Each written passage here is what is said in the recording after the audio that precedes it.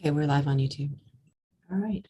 Welcome to the Landmarks Preservation Commission's public hearing of March 15th, 2022. We'll start the morning by taking attendance, and I'll turn it over to Mark Silverman to call the roll.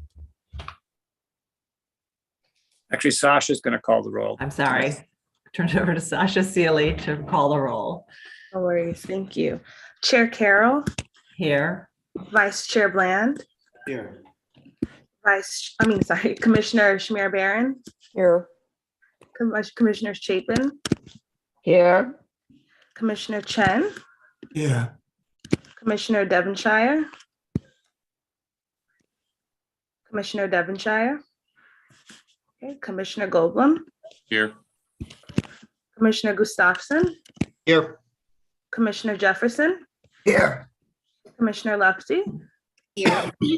Commissioner Holford Smith. All right. All right. Thank you, Sasha. Good morning, everyone, and welcome to the March 15th, 2022 public hearing of the Landmarks Preservation Commission. This hearing is being held via Zoom and live streamed on YouTube. So if you would like to participate in any of the hearing items, you may join the meeting at the hearing at the estimated time, which is shown on the agenda, which can be found on our website. And if you would like to just watch the proceedings, you may do so by going to our YouTube channel. And with that, I will turn it over to Corey Harala, our Director of Preservation, to take us through our hearing today. Thank you, Sarah, and good morning, everyone. We'll start today's Preservation Department public hearing agenda with item number 1, LPC 22-02927, an application for a certificate of appropriateness in the Borough of Brooklyn, Block 1929, Lot 36, 316 Clinton Avenue in the Clinton Hill Historic District. This is a house originally built in 1884 and altered in 1947 by Joseph Lau, and the application is to construct a rear yard addition. Okay, commissioners, the applicants have entered the hearing. James, you can start your presentation whenever you're ready. Please state your name for the record, and you may begin. Thank you. Hi, this is Jim Hill from Urban Pioneering Architecture.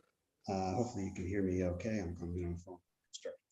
Yeah, you are a little distant sounding, so maybe if you could raise your voice if the audio isn't as clear. Okay, great. Is that any better? A little bit. Okay. I'll take off the. We'll see what we can do here. I will project. So 316 Clinton is located in Clinton Historic District, Clinton Hill Historic District. You can see in here that the front facade has been stripped of its ornament a long time ago. The work that we're doing is all in the back, so we're not touching any of that. I'm going to have to proceed to the next slide. Jim, could you try to speak even louder, please? It's still very hard to hear you. Okay, you know what? Why don't I take off the earbuds and see if we can use the phone mic instead. Sorry, I need 1 second to disable the earbuds. Any better? Yes, that's better. Okay, great. We'll continue on this one. Forget about the earbuds. So again, 316 Clinton, you can see the pictures of the backyard right now. The bottom left picture shows an existing second floor kind of cantilever extension, currently wrapped in aluminum siding. Our proposed work is basically going to be to fill in underneath that, continuing all of the lines straight down. So above you can see photos of other adjacent properties on our side of the lot. And switching over to the next slide, you'll be able to see the views out from our rear door and see the surrounding area. And the kind of right in the center, that white stucco extension, to the right of that, there's a tiny view corridor going out to Vanderbilt, which you can see in the next slide. We've got the block plan, and in the middle of the left on the block, there's an indicator showing the one vantage point from which you can see through this empty lot or side yards to our rear extension. As you can see in the top right, the existing extension, and we've drawn in below the proposed. Next slide, please. You can see on the left the existing second story cantilever. Steel beam there actually supporting it, so it's not a true cantilever, but you get the point. And on the right, you can see how we're in the shaded area is the proposed new construction, just filling into the extent of the extension on the second floor. A little bit of excavation to increase the recessed patio around the cellar rear. Next, please. And on the left, the existing. And on the right, the proposed. Again, you can see we're basically continuing the lines of the extension down. There's no work to the windows on the existing second floor. We will be re-siding it with this hardy board cement siding. And to the right of the existing second story windows, we're kind of just introducing some trim to break up the uninterrupted mass of siding there to kind of introduce some scale and relate to the fenestration below. With set of doors and large windows for the view out the yard. And in the next slide, you can see the existing and proposed cellar on the right and the back. You can see how the volume that we're adding, some new steel to support underneath the masonry. Very little other work down there. Next slide. And second floor, I'm sorry, first floor. The shaded area on the right is the kitchen, where basically it's a dropped ceiling, which is why it's shading to conceal the steel beams. You can see the additional steps going down to the yard, and then a larger kind of recessed patio to the left, coming down from the yard to provide access from the rear yard into the lower level. And really, that's it. Thank you. Great, thank you very much. Commissioners, do we have any questions? All right, I don't see any questions at this time, so we'll move to public testimony, and I will turn it over again to Sasha Seeley to take us through the testimony. If you'd like to testify on this item, please raise your virtual hand so she can identify you. Thank you. Alrighty, thank you. So first, for my sign up, I have Helen Freeman from Historic District Council. Helen, you should be receiving a request from me right now.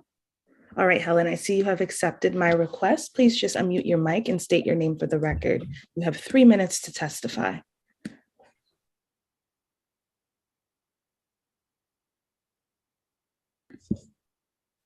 Okay, Helen, I'm sending you a request to, all right, I see you've unmuted yourself. Just state your name for the record, please.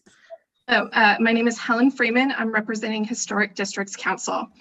The Historic Districts Council finds this project to be a difficult one to comment on. On the one hand, the proposed modifications bulk increase is modest. On the other hand, it is adding onto an already unpleasant and inappropriate addition. If the horse is already out of the barn, should we even bother to shut the door? In a perfect world, HDC would ask LPC and the applicant to work with staff to return the rear of this building to its original footprint and to make adjustments to the fenestration more appropriate to its form that would also allow the owner's program to be accommodated. We can see that this might not be possible, but we can still hope. Thank you. Thank you. Let me just take a glance over and see if I have anyone else who wishes to speak. And I do not see any hands raised, so I will just note for the record that Brooklyn Community Board 2 recommends approval of this application, and I will pass it back over to you, Chair Carroll. Great, thank you, Sasha. Okay, Mr. Hill, would you like to respond to comments we've heard? No, I think that's fine. Thank you. Okay, all right. Commissioners, are there any final questions? Okay, so I'm sending you all requests to unmute yourselves, so just accept that. And we can move to close the hearing and begin our discussion. Commissioner Lutfi, would you make a motion to close the hearing? So moved. Commissioner Gustafson, would you second that motion? Second. All in favor, say aye. Aye. Aye. Aye. Any opposed? Okay, the hearing's closed and we'll begin our discussion. So this is a property that has an existing addition at the second floor, and the proposal is to just fill in underneath it with similar materials and not projecting any deeper into the yard than the existing addition. And through a gap on the street behind, you can see just a portion of it. You can see the existing second floor, and you'll be able to see a portion of the parlor floor where the door is. So we'll begin our discussion. Commissioner Holford Smith, would you start this one?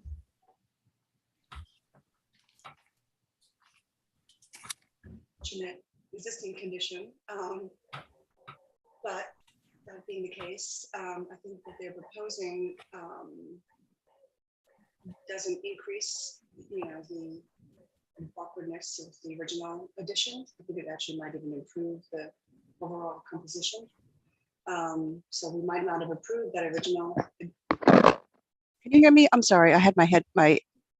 That's much better now. Okay, sorry. Yeah, it was sorry. very distant again. Yeah, I didn't realize I had my microphone up. So I'll start. Yeah, I would agree with testimony that the existing condition is rather unfortunate. We probably would not have approved it, but it's there currently. And I think what they're doing is not making it a condition any worse. And in fact, maybe improving it by sort of making that solid volume and not having that strange void underneath the addition. I think the hardy board is a better cladding than the aluminum. And I think given the relatively limited vantage point from which you can see this, that I can find this appropriate. Okay, thank you. Commissioner Chapin?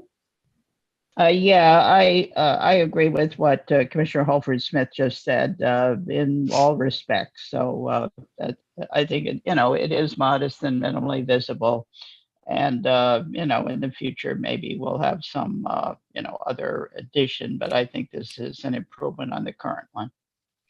Thank you. Commissioner Goldblum? I guess I agree. I think the only thing that gives me a little bit of pause is the hardy plank. That they are recladding it.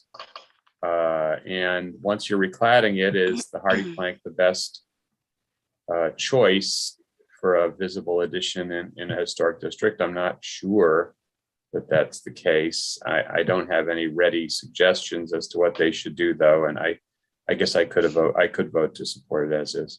Okay. And do you think your concern is that it's hardy plank, or do you think it's that it's recalling a wood material? Well, I think that if you look at that view, from what I could tell, the hardy plank would, I think, stand out more than, let's say, a brick addition would, or I guess a brick addition would be the one that would be the most default. There are some places in the city, many places, where there are wood additions or faux wood additions or faux wood rear yard extensions, T-porches, etc. It didn't look like this was one of those places, though. So I'm just a little concerned that it kind of stands out a little more than it needs to. And if they are recladding it, there might be other ways to do so where it would be less, I don't know, unique in a negative sense. All right. Yeah, I mean, I guess I sort of feel like the wood is something that you do see sometimes on rear additions, particularly in T-porches in this particular historic district. And so while it might not have existed on this particular building, I don't think you see enough of the context to know that. And I think what we're looking at is really just a very small corner of. I don't disagree. It's not out of the zone. It just it's just a tad troubling, and I could vote for it as is, but okay. I throw it out there for consideration. Thank you. Commissioner Chen? I agree with the other commissioner that this can be appropriate. Commissioner Bland? Well, as so often happens, Commissioner Holford Smith said it word for word what I would say. So I agree with her wholeheartedly and can accept this as is. Commissioner Lutfi? I agree. I think it's appropriate as is. Commissioner Jefferson? I agree. It's appropriate. My only comment would be that instead of gray, if the hardy board was closer to the original, it'd be less dominant, but the gray is fine. But if it were a reddish color, it would be less dominant from this particular view, and it would be better. But I think it's better than what they did is better than what was there before. So. Okay. All right, Commissioner Gustafson. Well, far be it for me to vote against the removal of aluminum siding. I think this is, I agree that it's appropriate. I think just as a reminder, though, you know, we don't vote on what's the most appropriate solution, where our decision is what is appropriate. And this is a for you presidential wonks. This is a unique circumstance where it's got limited visibility. It's a very bizarre current condition. It is removing the aluminum, and its size and proportion are not unusual or and don't increase massing outside of the envelope that's already there. So you know, with that uniqueness, I would say it's acceptable. Okay, thank you. Commissioner Shamir Barron. I think it's appropriate. Okay, and Commissioner Chapin, did you want to add something? Yeah, after Commissioner Goldblum spoke, I had exactly the same suggestion that Commissioner Jefferson made, which was, a color that's closer to the brick within more, and that might be advisable. But otherwise, okay. I'm just where I said my comments stand from before. I mean, I appreciate that sort of trying to help it recede, but through its color. I do think, for me personally, something that is evoking a wood T-porch, which, you know, those would have been white, right? Typically, I think doing something that recalls wood would look strange in a brick color. So maybe we can ask them to work with staff on the final gray color to ensure that it's neutral and recedes, or that it's a color that's neutral and recedes and not necessarily prescribe red. Okay, Commissioner Holford Smith, would you make the motion and just at the end recommend that they work with the staff on final review and approval of the color of the hardy board? Yes. Thanks. In the matter of LPC 22-02927, 316 Clinton Avenue in the Clinton Hill Historic District, a house originally built in 1884 and altered in 1947 by Joseph Lau. The application is to construct a rear yard addition. I note that the building's scale, style, materials, and details are among the features that contribute to the special architectural and historic character of the Clinton Hill Historic District. I recommend approval, finding that the proposed work will not eliminate or damage any significant architectural features of the building, that the proposed cellar and first floor addition will not project beyond the existing second story rear addition and therefore will not diminish the rear yard, that the proposed rear yard addition will be only minimally visible through a gap in the street wall at Vanderbilt Avenue, and in terms of scale, materials, and design will be in keeping with typical rear additions on this block, that the removal of the existing aluminum siding at the second floor and installation of hardyboard siding at both floors will create a uniform and harmonious facade and will closely match historic clapboard in terms of size, texture, and painted finish traditionally found in rear facades of this type and style. That the size and proportions of the window and door openings are well scaled and relate to rear facades typically found within this historic district, and that the work will not diminish special character of the building or the Clinton Hill Historic District. However, we've asked that the applicant work with staff to select a color that will help make the addition recede from view.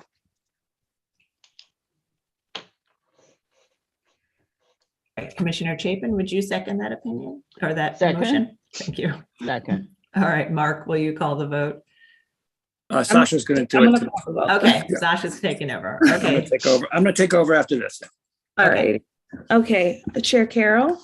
Aye. Vice Chair Bland. Aye. Commissioner Shamir Barron. Aye. Commissioner Chapin. Aye. Commissioner Chen. Aye. Commissioner Devonshire. I'm sorry, I forgot you're not present. Commissioner Goldblum. Aye. Commissioner Gustafson. Aye. Commissioner Jefferson. Aye. Commissioner Lefty. Aye. Commissioner Holford Smith. Aye. All right, by the vote of 10 in favor and none opposed, the motion passes. So that's approved, and please continue to work with the staff as you finalize your finishes, and we'll move to the next item. Thank you very much. Appreciate it. Okay, we'll now go to public hearing item number 2, LPC 22-06149, an application for a certificate of appropriateness in the Borough of Brooklyn, Block 189, Lot 48, 181 Dean Street in the Borum Hill Historic District. This is a late Italianate style row house built in 1868-69. The application is to enlarge a rear yard addition. Okay, commissioners, the applicants have entered the hearing. Staff will be presenting. Please state your name for the record and you may begin. Good morning, Commissioners. Richard Lowry, Preservation Staff. I will be presenting the proposal, and the architect, Douglas Gaultier, is here to answer any questions. The property is located here on the south side of Dean Street, between Hoyt and Bond Streets. The scope of the work is to add 2 stories to an existing partial width rear addition. From the block plan, the proposed addition will be 3 stories, and one of the reasons why this requires a public hearing is that the majority of rear yard additions in this block are 2 stories. We do note that at 374 Pacific Street, there is a 3-story full width rear addition. However, this was constructed prior to the designation of the historic district. But we also note that the commission did approve substantially rebuilding this addition and the rear facade, which are in very deteriorated state, and then also to install a 3-story window and door assembly at the rear facade of the rear addition. The top photo shows you the subject property in the center with the partial width 1-story rear addition at the basement floor, and then the bottom photo shows the opposing elevations, and then the 3-story rear addition with the multi-level window and door assembly. And here we have the existing rear elevation with the adjacent buildings, and then the proposed rear elevation with the 2 additional floors on the partial width rear addition, all to which would be clad in sort of a natural wood clapboard, which will be sort of oiled but left to weather naturally. And here we have the existing and proposed sections, and to note that there is no proposal to extend the depth of the rear addition, which will be kept at 11'4". And here's on the left, the existing photo, just clearly showing the existing rear, partial width rear addition, and then a rendering showing the proposed extension of the additional 2 floors and the cladding. And just the axon drawing showing the proposed subject property and the adjacent rear additions and other adjacent properties along Dean Street. The second reason why this requires a public hearing is that there is a cut in the building line on Bond Street, and it would be the portions of the top floor and the roof railings for the top floor deck would be visible, but in the break of the building line over the central green space, over fences, and over existing rear additions through a limited vantage points. Here is just some examples on the top to show some existing clapboards of the type that the applicant is proposing. And also note that the two existing rear additions also feature clapboard cladding within this block. And the existing plan and the proposed plan. So it's to maintain, I guess, the basement floor, the bedroom office, and then to propose a second floor or parlor floor to an extension for the kitchen, and finally for the top floor, a bathroom. But as I said, it's maintaining the existing dimensions of the existing rear addition. So thank you, commissioners. The applicant and architect, Douglas Gaultier, is here to answer any questions. Thank you, Richard. Commissioners, do we have any questions? Okay, I'm not sure we have any questions at this point. We might after the public testimony. So I will now turn it over to Sasha Seeley to take us through the public testimony. If you would like to speak on this item, please raise your virtual hand so we can identify you. And we'll start with anyone who signed up in advance, as always. Sasha? Thank you. All right. Helen Freeman from Historic District Council, you should be receiving a request from me now. All right, Helen, I see you have accepted my request. Please unmute your mic and state your name for the record. Let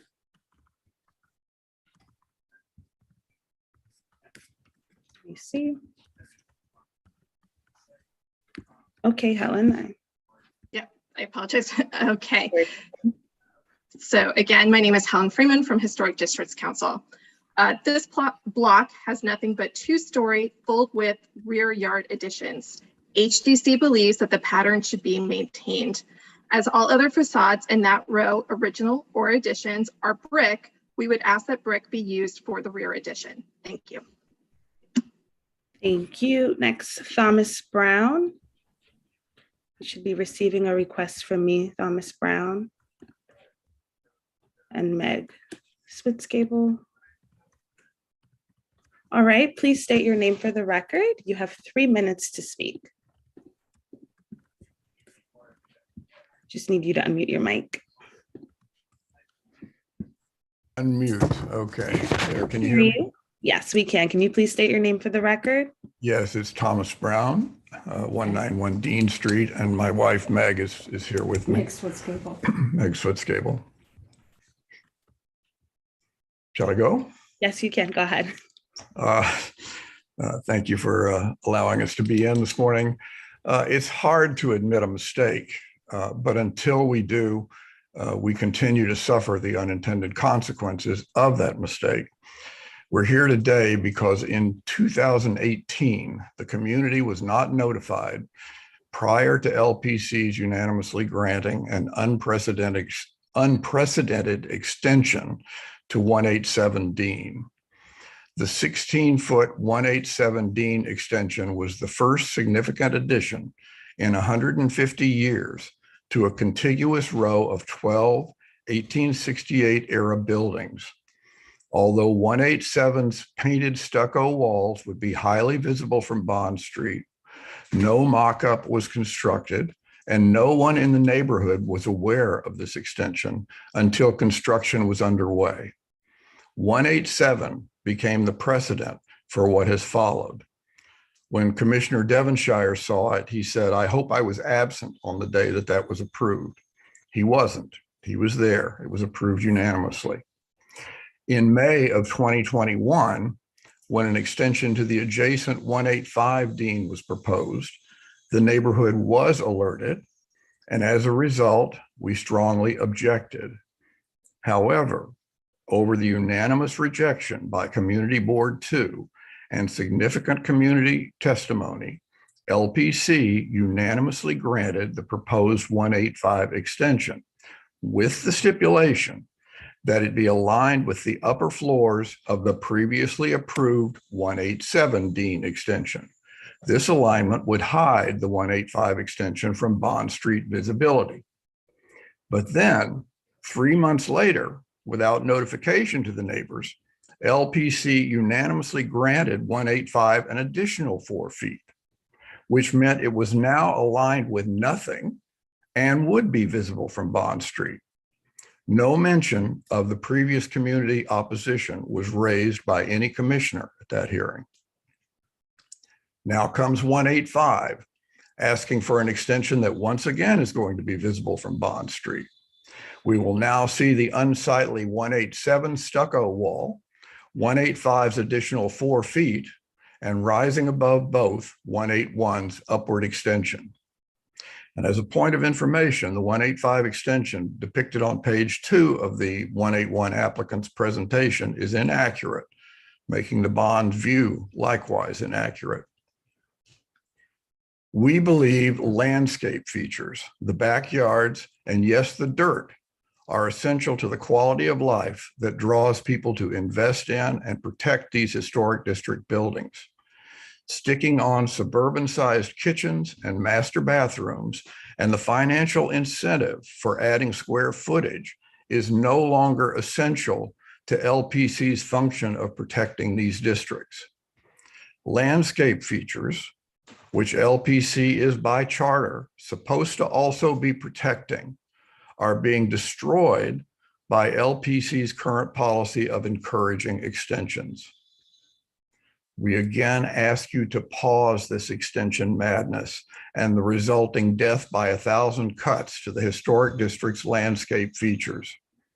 When policy is at odds with environment, it's time to re-examine policy. We ask that any 181 extension, if granted, not be visible from Bond Street, and we ask that the mistakes of 187 and 185 be considered unfortunate anomalies and not precedent for our future. Questions? All right, thank you. Okay, next I see Evelyn Collier. You have your hand raised. You should be receiving a request from me. All right, I see you have accepted my request. Please just unmute your mic and state your name for the record. I accidentally hit the button for this one. I'm waiting. Okay. Thank you, I'm sorry. No worries. All right, let me just add for the record. Let me pull that up. Brooklyn Community Board 2 recommends approval of this application with the recommendation that the applicant reconsider the rear cladding material, finding barnwood inappropriate to the historic district. We also received written testimony from Councilmember Lincoln Ressler requesting LPC commissioners to consider pausing and re-examining what may be fueling this increase in extension applications until further research. And we also received written testimony from Borum Hill Association recommending the applicant use clapboard instead of barnwood, which would be more appropriate. Now I will pass it back over to you, Chair Carroll. All right, thank you. And I would like to turn to the applicant and ask if you'd like to respond to the comments about the size, visibility, and the materials. Hi, I'm Douglas Gauthier. I'm the architect and owner of this building.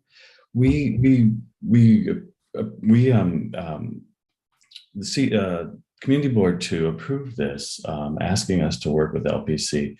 And we have included their considerations in this revised scheme. We've changed to clapboard, and we've reduced it from a full parapet. We understood the barnwood was not the way to go, and we're trying to fit it in with the district. It's a modest partial width addition that doesn't create shadow, doesn't create a canyon, and it has a fire escape like railing on the top to fit in with the rest of the neighborhood. We think the 3 stories is certainly not a suburban condition. It's a programmatic condition that allows the small house and the floors to work for us with the 2-family, giving it a bedroom office on the first garden apartment, creating a kitchen that works for us with the rear yard, and a master bath so that we can have sleeping on that second floor. So we feel that it's not creating shadows, it's not creating additional watershed. We're not putting 183 into a canyon, and we're doing a modest, appropriate, earnest addition to the neighborhood. Thank you. Commissioners, do you have any other final questions?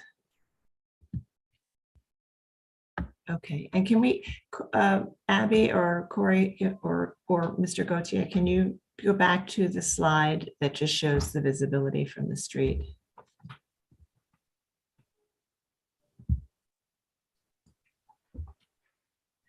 Okay, so you're just seeing the top of it there. Okay. Thanks. And commissioners, I am sending you a request to unmute so that we can close the hearing and begin our discussion. Okay, Commissioner Chapin, would you make a motion to close the hearing? So moved. Thank you, Commissioner Goldblum. Would you second that motion? Second. All in favor, say aye. Aye. Aye. Any opposed? Okay, all right, so we'll begin our discussion, and we've heard some testimony about additions in this particular block, and I think the commission, I just want to say for the record, the commission has a long history of approving rear yard additions since the beginning of its time, over 50 years, and what the commission considers, and they do this on a case-by-case basis, but the commission considers the visibility of the addition from the street, and then outside of, regardless of the visibility, the overall size and scale and design, or not design, but let's say materials and scale, relative to the existing building to which it's being added and to the immediate context. And so we carefully review all of these rear yard additions. In fact, the commission has had rules for many years allowing rear yard additions that are not visible. So again, one of the reasons this is before us is because of this particular view where you catch the top of it. But otherwise at staff level, and this has been the case for decades, the staff routinely approves non-visible rear yard additions. And that is because the commission recognizes that historic buildings need to adapt to meet modern needs in order to remain relevant. We want our historic districts to thrive. And so it's always a balance. The commission has a sort of a hierarchical approach, and usually a more restrictive on the front facades and a little more flexible at the rear. But having said that, over the years, our policies on rear yard additions have evolved, and we have become more conscious or more considerate of the context. And so now additions that are taller than the predominant height in the rear must also require a public hearing. And so that's the second reason that this item is before us today. So it's this view, this visibility, and the fact that it is taller than the predominant two-story height within this block. And so, we will evaluate it on its merit based on its visibility and its relationship to the building to which it's being added and to the adjacent context or immediate context. And so with that, I will ask Vice Chair Bland to start the discussion. Thank you. I would ask that the axonometric of the entire block, rear of the block, be put on the screen. I forget, yeah, that one. To me, this is the most telling immediate problem with the scheme, and that is that it's 1 story too tall. It would be the only one of the entire block to block any of the windows on the next to top floor.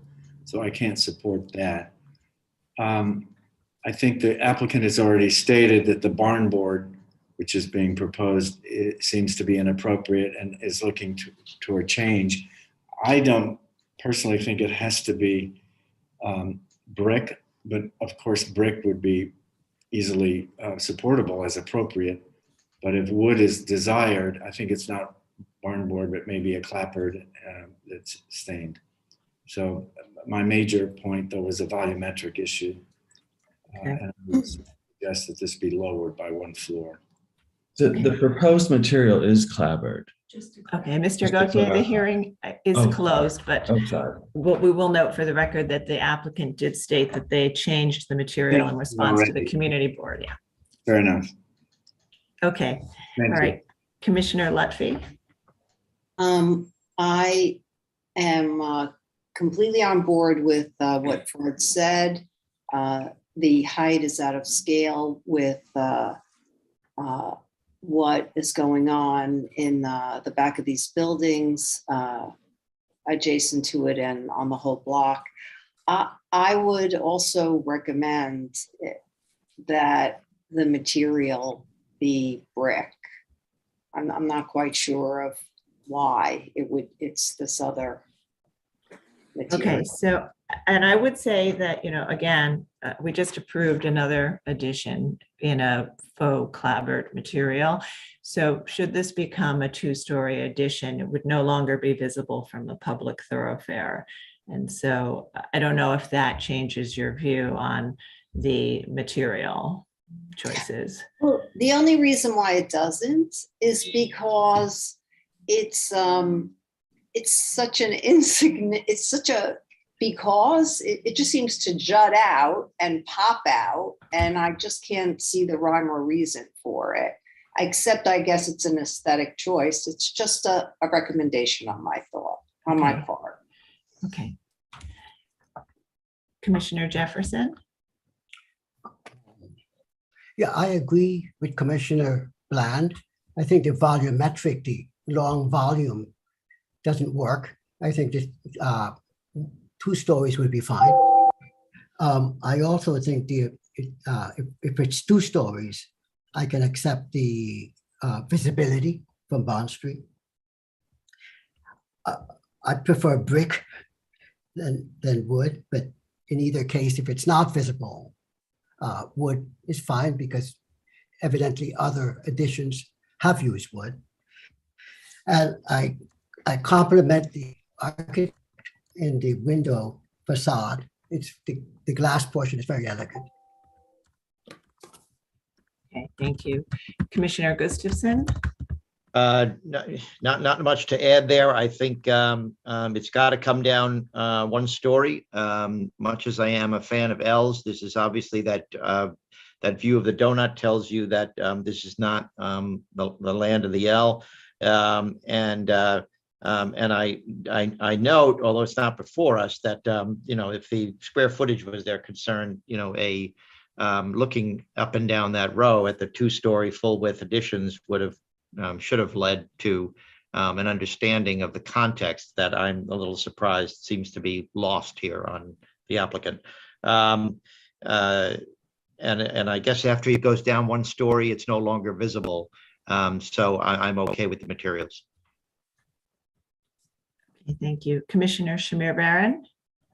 Yes, I agree with the applicant that they were, I think, seeking a kind of a modest approach here and an attempt to not create sort of canyons or take up more of the donut green space.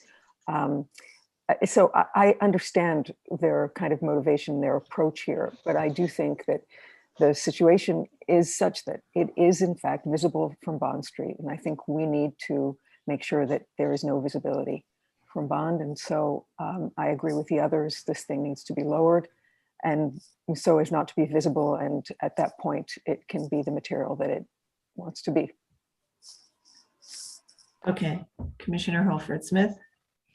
Yes, I agree with the majority commissioners. I think that it is 1 story too tall. And I think that once it's no longer visible, then I think that the clapboard is an appropriate material. Okay. Commissioner Chapin? Yeah, with regard to the context, I feel that the 3 stories is really totally inappropriate in this case.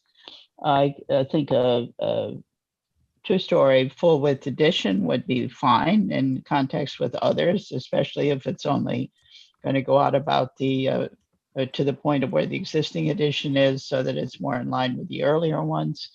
I think that that would also eliminate the visibility problem, which is substantial in this case. I think that the materials, I think that clapboard actually, a lot of the other 2-story additions are in fact wood additions, it looks like, or clapboard, similar to a T-porch approach. So I could be perfectly okay with that as long as it wasn't a 3-story addition. Okay, Commissioner Goldblum? I agree with the rest of the comments.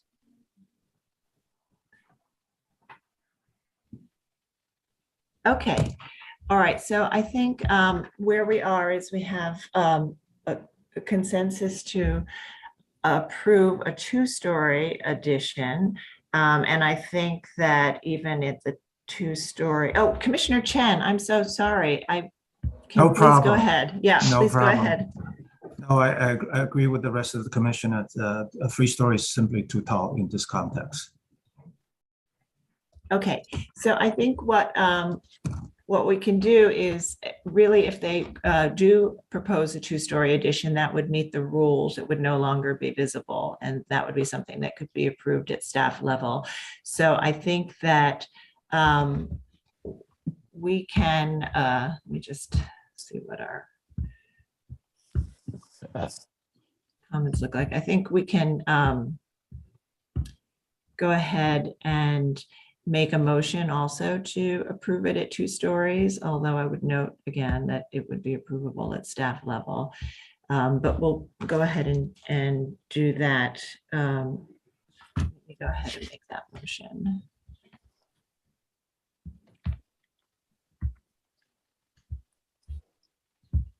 Okay. In the matter of, hang on, it's just coming up.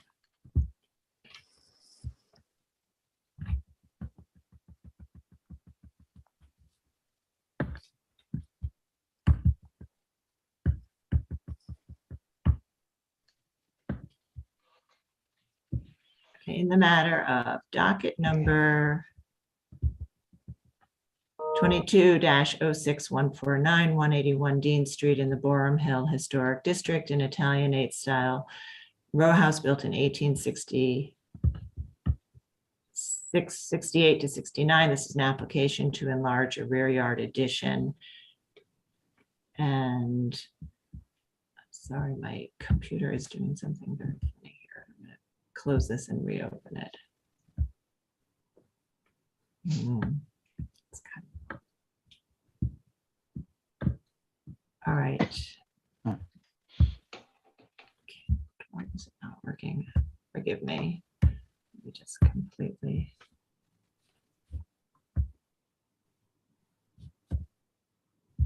X out of it.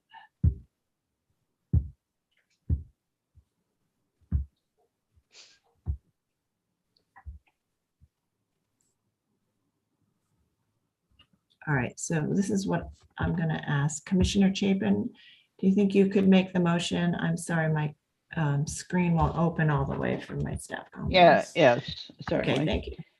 In the matter of a certificate of appropriateness, Borough of Brooklyn, LPC 2109-167, 11A Arlington Place. Nope, this is No, Dean Street. I've got the wrong one. Hold on. I'm sorry. It slipped down. My cursor slipped down. In the matter of LPC 2206-149, 181 Dean Street, Borum Hill Historic District. A late Italianate style row house built in 1868-69. Application is to enlarge a rear yard addition. I note that the building's style, scale, materials, and details are among the features that contribute to the special architectural and historic character of the Borum Hill Historic District. I recommend approval with modifications, finding that the proposed work will not eliminate or damage any significant architectural features of the building, that the depth of the proposed addition as it projects into the center of the block will be consistent with the average depth of other rear yard additions found within the central green space, that the addition will not rise to the full height of the rear facade and the top floor will be retained, thereby preserving the building's relationship to others in the row, and that the addition will feature a materials palette and ratio of solid void that is consistent with other rear additions found in other buildings of this type within this historic district. However, I find that the 3-story addition will be 1 story taller than any others on buildings of this scale on the block, and that this additional story will cause it to be visible from a gap in the street wall on Bond Street. Therefore, I recommend that the addition be reduced in height by 1 story, and if desired by the applicant, expanded to be full width. Okay, thank you. And Commissioner Chen, would you second that motion? Second. Thank you. And Mark, will you call the vote? Chair Carroll, Aye. Commissioner Bland, Aye. Commissioner Shamir Barron, sorry, Aye. Commissioner Chapin, Aye. Commissioner Chen, Aye. Commissioner Goldblum. Is he there? Aye. Commissioner Gustafson, Aye. Commissioner Jefferson, Aye. Commissioner Lutfi, Aye. Commissioner Holford Smith. Aye. With 10 in favor and none opposed, the motion passes. Okay, so that's approved with modifications, and please continue to work with the staff, and we will move to the next item. Okay, the next item is public hearing item number 3, LPC 21-09167, an application for a certificate of appropriateness in the Borough of Brooklyn, Block 1843, Lot 4, 11A Arlington Place in the Bedford Historic District. This is a neo-Grec style row house designed by Isaac D. Reynolds and built circa 1886. And the application is to legalize the installation of a rear window and door assembly installed without LPC permits. Okay, commissioners, the applicants have entered the hearing. Hang on a second. Actually, that's not true. There we go. Now the applicants have entered the hearing. The staff will be presenting for you. Richard, just click on your screen, state your name for the record, and you may begin. Good morning, Commissioners. Richard Lyle, Preservation Staff. I will be presenting the application, and the applicant, Peter Barnes, is here to answer any questions. Just to note, the subject property is located on the east side of Arlington Place between Halsey to the north and Macon Street to the south. And the proposal is to legalize enlarging a rear parlor floor window opening and installing a window and door assembly that is visible from public thoroughfares. A rear deck was also installed, but staff considered this minimally visible, so it meets the rules. Just to note that it currently is painted with a primer, and the deck will be painted black. Also to note, railing, skylight, and a rooftop HVAC at the roof are not visible from a public thoroughfare, as shown as evidence of a site visit and a mock-up, and are considered staff level. Just to give you a sense of the location within the district of Arlington Place. And here's the existing front and rear elevation. And then the proposed with the deck and the enlarged parlor floor opening with a window and door assembly. And here is the section of showing the enlarged opening in the deck, and then the building section just to show the work at the rear. And then here is our visibility diagram. Staff conducted site visits, and there is no visibility that we have from over the roof, and then we have at the rear the shots of it during construction and when they completed the assembly, and just to enlarge the two key visibility shots from Halsey on the left and from Macon Street on the right. And in both cases, they're visible over, through breaks in the building line, over sort of rear yard fences, in the context of secondary facades, and from limited vantage points. So thank you, commissioners. The applicant, Peter Barnes, is here to answer any questions. Okay, thank you. Commissioners, do we have any questions at this point? Okay, I think we don't have questions at this point, so we'll move to public testimony, and we may have questions after that. So if you're in the meeting and would like to speak on this item, please raise your virtual hand so we can identify you, and I'll turn it over to Sasha Seeley to take us through the testimony. Alrighty, thank you. So Evelyn Collier from Brooklyn Community Board 3, you will be receiving a request from me now. Okay, Evelyn, I see you have accepted my request. Please just unmute your mic and state your name for the record. You have 3 minutes to speak. This is Evelyn Collier. I am Community Board 3. I'm the chair of the Land Market Preservation Commission. Committee, sorry. I can start now, right? Yes, you're all set to go. Okay, I'm here to read my response to the application LPC 21-09167, 118 Arlington Place in Bedford Stuyvesant. That's a Bedford Historic District. Okay, block 1843 to lot 4, to alter an existing residential building. This residential building site situated within the Bedford Historic District is a 20-inch wide 4-story neo-Greek brownstone with basement and cellar, built in 1886 by the architect builder Isaac D. Reynolds, and was built as one of the group of 5 matching brownstones, numbers 9 through 17, Arlington Place.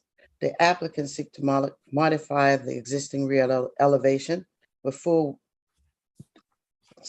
bifold glass door and metal deck. The applicant also includes a new full height rooftop bulkhead addition and proposed roof deck with railings and planter boxes. Committee comments on the proposed alteration.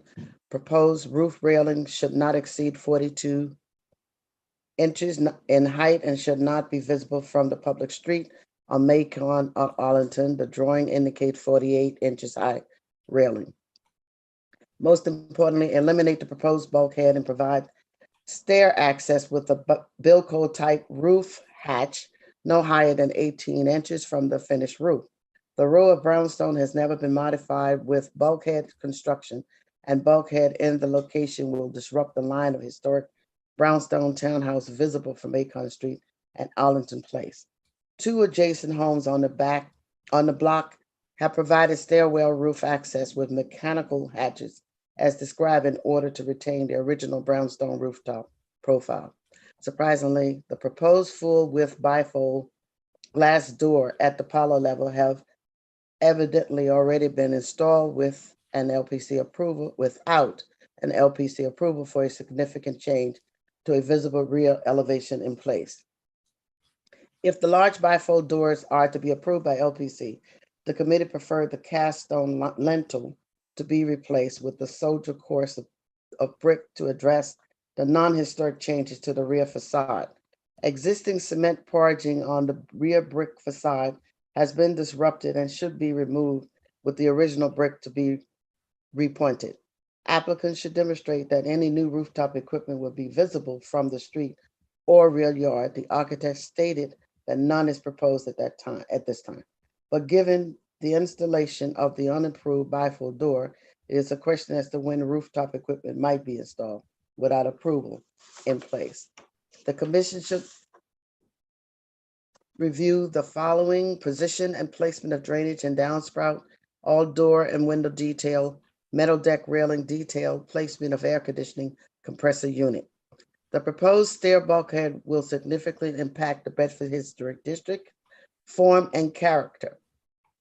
The proposed alteration to the building are visible from Macon Street. Therefore, Brooklyn Community Board 3 resolves to not support the proposed alteration to the existing building, in particular recommending elimination of the proposed bulkhead structure. Chair Richard Flattow, Chair of the Landmark Committee, Evelyn Collins. We thank you. All right, thank you. Next, Helen Freeman from Historic District Council. You should receive a request from me right now. Okay, Helen, I see you have accepted my request. Please just state your name for the record again. Unmute your mic, please. You have 3 minutes to speak. Okay, hello again, Helen Freeman from Historic Districts Council. HDC is generally appreciative of what this applicant is trying to accomplish, and we believe they are on the right track. We would ask that if they are not able to shift the masonry portion of the chimney toward the back of the neighbor's chimney, that they make sure the lower of the two flues is no more than 3 feet above the adjacent roof height. Thank you. Thank you. Let me just take a glance back over the attendees and see if I have any more hands raised. And I do not see any hands raised, so there is no one else who wishes to speak on this item. And we had the pleasure of having Brooklyn Community Board 3 here with us, but we did receive their resolution in advance requesting denial of this application. So I'll hand it back over to you, Chair Carroll. Okay, all right. Thank you very much, Sasha. And thank you again to the Community Board 3 for participating. I did want to just clarify that there are various components of this application, and the community board and others commented on all of them. But the only item that doesn't meet the rules and is before us is the enlarging of the opening at the rear facade. As determined by staff, the rooftop bulkheads and railings are not visible. A mock-up was constructed and the staff inspected the site. So the item that is before us today is the window opening, and I would also note that the window opening meets the dimensional rules that would allow for a staff level approval if it were not visible. So it's really because of this gap through the buildings on these 2 streets that we're seeing it today. So we'll ask the applicant if he would like to respond to comments about the window opening. And I think in particular, there were comments from the community board about doing a lintel or soldier course brick at the lintel. Is the applicant here?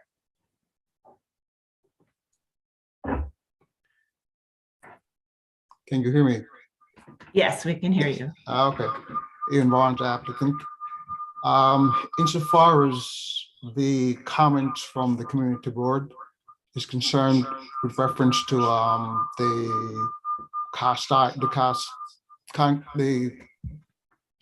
lintel for at the top of the opening, we've addressed that. We've decided to adopt their recommendation by using the brick soldier course there. We've addressed items such as the downspout, as the drainage. Insofar as the deck itself is concerned. Mr. Barnes, do you have the YouTube open as well? I'm just wondering if that's why we're hearing feedback. Echo? Yes, you do. Hold for a second, please. Yeah, if you can turn the YouTube off while you speak, it will be more clear and we'll be able to hear you better.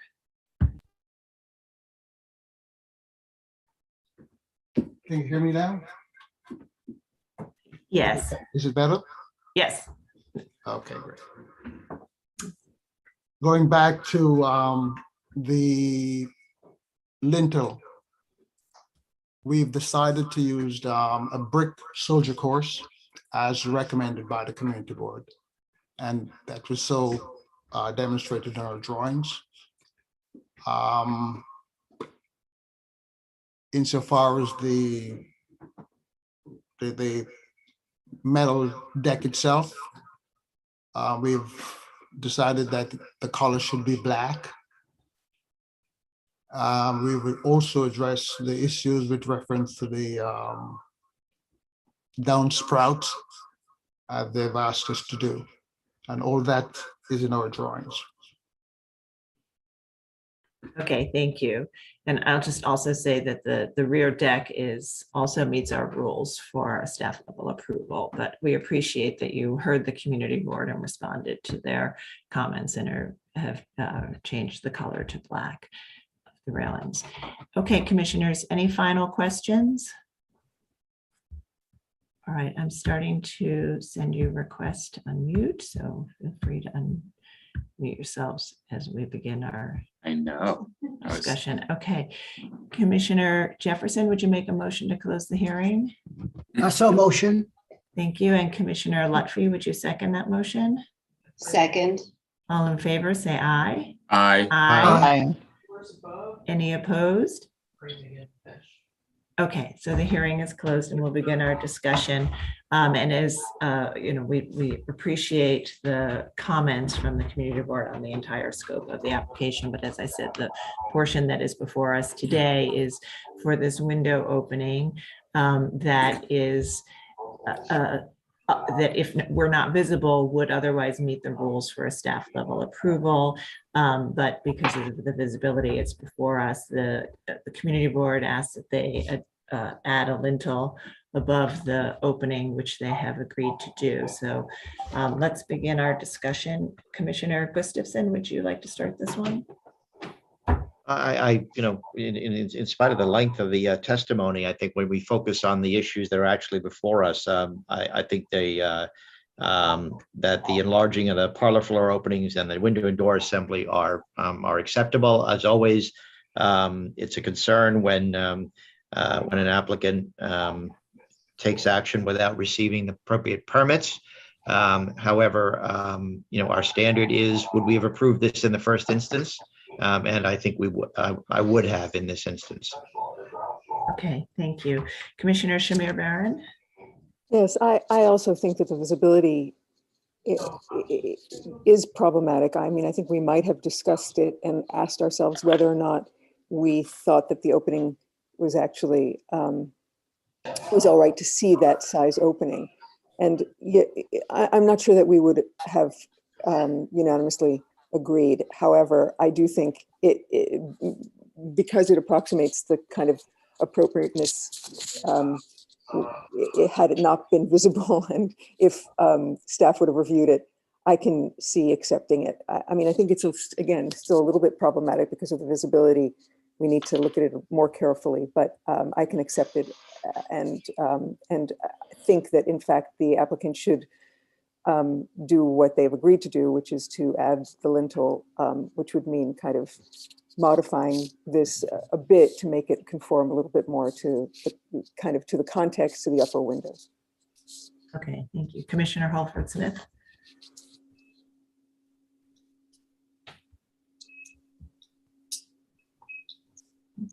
Commissioner Halford Smith. Sorry, I did That's that again. Okay. Yeah, I agree that there is a little bit of concern about the visibility, but I think that this opening is in line with other openings that we've approved on the back of townhouses in the past. So I think I can find it appropriate. And I agree that the soldier course lintel is more appropriate than the cast stone. Okay, thank you. Commissioner Chapin. Yes, I think that in general, we would have approved it as presented, and except for the visibility. And I think that the way it's visible is quite limited, so I can approve it as presented. Commissioner Goldblum. I agree with the other commissioners. It's appropriate. Commissioner Chen. Yeah, I agree with the commissioners. Commissioner Bland. Yes, I would have approved it early on, and partly because of its partial visibility. Commissioner Lutfi. I agree. I think I would have approved it. I do want to especially thank the community board for their thoroughness in evaluating this. And it is very disappointing, of course, again, for the applicant to be ignoring the landmarks rules, but I do want to also thank the applicant for addressing the community board's concerns. Thank you. Commissioner Jefferson. I agree with my fellow commissioners on this. Okay, thank you. All right, so I think that we can make a motion to approve it. Commissioner Gustafson, would you read the motion? In the matter of LPC 21-09167, 11A Arlington Place in the Bedford Historic District, the application is to legalize the installation of a rear window and door assembly without Landmarks Preservation Commission permits. I note that the building scale, style, materials, and details are among the features that contribute to the special architectural and historic character of the Bedford Historic District. I recommend approval, noting that the work will not eliminate or damage any significant architectural features of the building, that the work is only visible from public thoroughfares from limited vantage points at a distance over rear yards and fences from oblique angles within the context of secondary facades, that the large masonry opening with a multi-light window and door assembly features a level of articulation, materials palette, and ratio of solid to void that is consistent with other parlor floor window and door assemblies found at other buildings of this type within this historic district, and that the work does not detract from the special character of the building or the Bedford Historic District. Thank you. And Commissioner Bland, would you second that motion? Second. Thank you. Mark, will you call the vote? Chair Carroll, Aye. Commissioner Bland, Aye. Commissioner Shamir Barron, Aye. Commissioner Chapin, Aye. Commissioner Chen, Aye. Commissioner Goldblum, Aye. Commissioner Gustafson, Aye. Commissioner Jefferson, Aye. Commissioner Lutfi, Aye. Commissioner Holford Smith. Aye. With 10 in favor and none opposed, the motion passes. So that's approved. Please continue to work with the staff, especially as you incorporate the soldier course lintel detail. Okay, we'll move to the next item. Will do so. Thanks. The next item is public hearing item number 4, LPC 21-07305, an application for a certificate of appropriateness in the borough of Brooklyn, block 325, lot 54, 26 Tompkins Place in the Cobble Hill Historic District. This is a row house built in the late 19th century, and the application is to construct a rooftop addition. Okay, Commissioners, the applicants have entered the hearing. The staff will be presenting. Please state your name for the record and you may begin. Good morning, Commissioners. Richard Lowry, Preservation staff. I will be introducing the proposal, and the applicant, Josh Leckwith from Elizabeth Roberts Architects, will present and answer any questions. So here is 26 Tompkins Place, the front facade. The proposal, however, is to construct a one-story rooftop addition with flue extensions and rooftop HVAC. One of the reasons why this is coming before you is previously the commission did approve this two-story rear addition. So the rules require any rooftop additions or subsequent rooftop additions require a public hearing.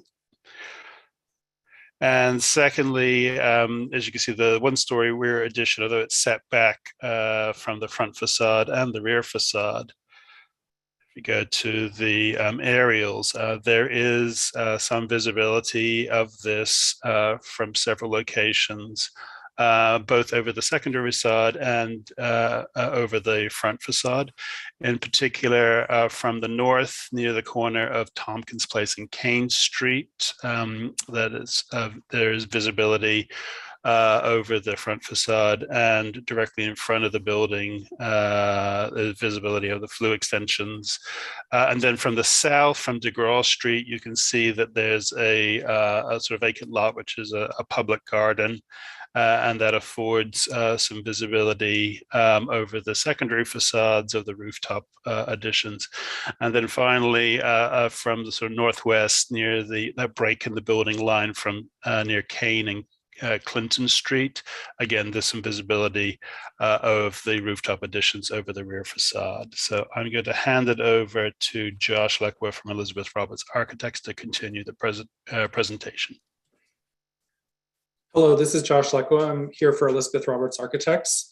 So the presentation is for this one-story roof extension. I'd like to note, so the slide that we're looking at is showing our building, which is has the rectangle in red around it. Across the street from us, there's a dashed blue circle. There's a one-story rooftop extension that was previously approved by Landmarks on the roof of this building. It is similar in size to the extension that we're proposing. I would also note that the building across the street has a rear yard extension as well. So we believe there's context for what we're proposing. Go to the next slide, Richard. So we have a mock-up on the roof of the building. We've worked with LPC staff to modify and restructure the mock-up 3 times. To address concerns about visibility. We've been tinkering around with the position of the front wall of the extension, the position of the HVAC unit, and how we can best mitigate the flue extensions. This is showing you the view looking down from Tompkins and Kane Street. So there's basically 3 elements to this. There's the building itself, there's the flue extensions, and there's the HVAC. The building itself we can make very minimally visible from the front of the building. There will be some visibility of the back wall of it through the side views, but the part of this proposal that is going to be visible are the flue extensions. So we have chimneys relatively far forward on the building on both sides of the building. And because we're extending our addition, we have to raise both our chimneys and the neighbors' chimneys. Go to the next slide, Richard.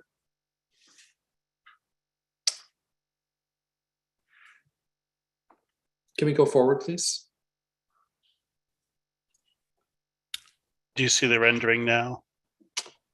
Oh yeah, I'm sorry, you have gone forward. Okay, so this is just showing rendered in on top of the photo where the addition will be visible. The addition is intended to be light gray stucco, and the chimneys are also intended to be painted light gray. So we're proposing to try to make this as unobtrusive against the skyline as possible. If you go to the next slide, Richard. This is a view from directly across the street. The building itself is not visible, but the top of the right hand, which is the northern flue extension, would be visible. I would note, however, though, that the chimneys on all of the adjacent houses are currently visible as they are structured now. So it's not as though this would be introducing a vertical element, which is foreign to the block. There's a regular rhythm of chimneys, which is visible directly over the front of the buildings. I'd also like to note that we're showing the renderings with just metal flue extensions. We've spent a lot of time working with Richard to look at different ways to do the chimneys, and we're open to having a brick chimney or a metal flue extension or a stucco chimney. If the LPC staff and the commission thinks that one of those solutions would be more appropriate, we're open to considering them. We've just shown the actual metal flue for the purposes of this rendering. Can we go to the next? So this is just a view looking north on the block from towards the house again. Can you go to the next, Richard? Again, showing rendered where the addition and the flue extensions would be. Can we go to the next slide? So this is the view from DeGraw Street, where there's an opening in the donut at the end of the block. The extension would be visible. The back of the extension would be visible from this location. You would be able to see it through the trees. Obviously, right now in the winter, it's more visible than it would be in the summer. I realize that's not something of concern to you, but yeah, it's you kind of have to squint to see it. If you could go to the next slide. And this is the view from the other end of the donut. Again, you can see it sort of through the trees, through the block, and over a fence. And so this is just a sort of quick rendering of the massing of this extension. The extension is proposed to be constructed with a stucco finish. It has steel windows in the front and the back. The railings would be steel and would be fairly open in design. The extension is furthermore, well, I guess I'll talk about this in a later slide, but the chimneys that need to be extended are visible here. And so that's really where we're seeing visibility. Could you go to the next, Richard? A view from the back. So one of the other elements of visibility of this scheme is the HVAC unit, which we need to put on the roof. We originally had it further back on the towards the rear of our extension. We've moved it around a few times to try to reduce the visibility from the back of the building. I think our preference would be to have it as far back as possible to eliminate any possibility of visibility over the front of the building. This is where it's currently proposed, but we're open to making adjustments. Next slide, please. And so this is just an elevation of the front. The design of the rooftop addition is very sort of straightforward. It's just a simple stucco box with steel windows. Next slide, please. The rear, showing the same design, basically. It's set back from the plane of the back facade so that it's very clear that it's an extension. The windows relate visually to the windows on the lower floors of the building. This is the existing roof plan. And the next slide is showing the proposed roof plans. And then showing a section diagram. The extension is set back 12 feet from the facade of the building, but actually because the cornice protrudes quite a bit, it's set back 14 feet from the front face of the cornice. Could you go to the next slide? So on this slide and the following, if you could go to the next, Richard. This shows that there's a dashed line extending from the cornice to the back of the building, and this is the existing roof line. So what we're proposing to do is to rebuild the roof in a slightly lower elevation to sort of set our roof extension down a few feet to make it less obtrusive. So we're trying to do everything that we can do to make this a modest addition, which would not detract from the character of the house or the block. And then this is just a mock-up showing that we've mocked up the outline of the building. The two planes on top of it are the location of the air conditioning condenser. And then we're mocking up all of the vents, of which our neighbor has quite a lot. Now, I would say that two things about this. One, we're showing worst case scenario with these vents. And two, we've been operating under the assumption that this addition may or may not get approved. And so we haven't started working with a mechanical engineer on the design of our addition yet. If the commission finds that they can approve this with modifications, or basically they're okay with the massing, we'll work with the staff, we'll engage an engineer, and we will do what we can do to make the vents, as clean and tidy and as unobtrusive as possible. But I just think we're not there yet in the process. We didn't want to go down that road if we're not even going to build this thing. So what we did is we mocked up the worst case scenario. And I think that's about all I have to say about this, but I'd be happy to answer your questions. Okay, thank you. Commissioners, do we have any questions? Okay, I don't see any questions now, so we'll move to public testimony, and we may have questions after that. If you're in the meeting and would like to, oh yes, Commissioner Goldblum, before we go to testimony, go ahead. Sorry, a little late on the hand raise. That's okay. Is the other roof addition that was cited on a previous page, was that approved by the commission? I missed that. Yes, it was. Okay, thank you. I'm sorry, I should have the address handy, but I can't tell you the docket number off the top of my head, but we can provide it. That's okay, thanks. Okay, any other questions? All right, let's move to testimony. If you're in the meeting and would like to speak on this item, please raise your virtual hand so we can identify you, and I'll turn it over to Sasha Seeley to take us through the testimony. Alrighty, thank you. So I do have one sign up for this item, Helen Freeman from Historic District Council. Helen, please just accept my request. All right, I see you have accepted my request. You can unmute your mic and state your name for the record, then begin your testimony. Hello, this is Helen Freeman from Historic Districts Council. HDC finds this proposal to be largely appropriate and, in fact, quite lovely. We wonder if the pattern of fenestration on the parlor floor can be extended down to the garden floor. Thank you. Thank you. All right, let me just take a glance back over. And I do not see any hands raised, so there is no one else who wishes to speak on this item. But I will add for the record that Brooklyn Community Board 6 recommends approval of this application, and I will pass it back over to you, Chair Carroll. Okay, thank you very much. So, and I think, the Historic Districts Council had a suggestion about the rear facade, which is already approved by the commission. And so we're going to be focusing on the rooftop addition that's being shown on the drawings today. So, commissioners, do we have any final questions before we begin our discussion? Okay, well, if I could ask Mr. Lecqua, if you could just go to the oblique view, which I think is the most visible location.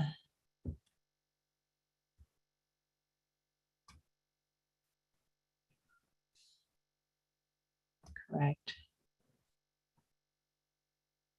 Is this, well, this is through the rear yards. Is this is the most visible? Sorry. It's actually could you go back, Richard? Go back to one more. No, go back towards the front of the presentation. I think go back one more. There, it's the most visible here.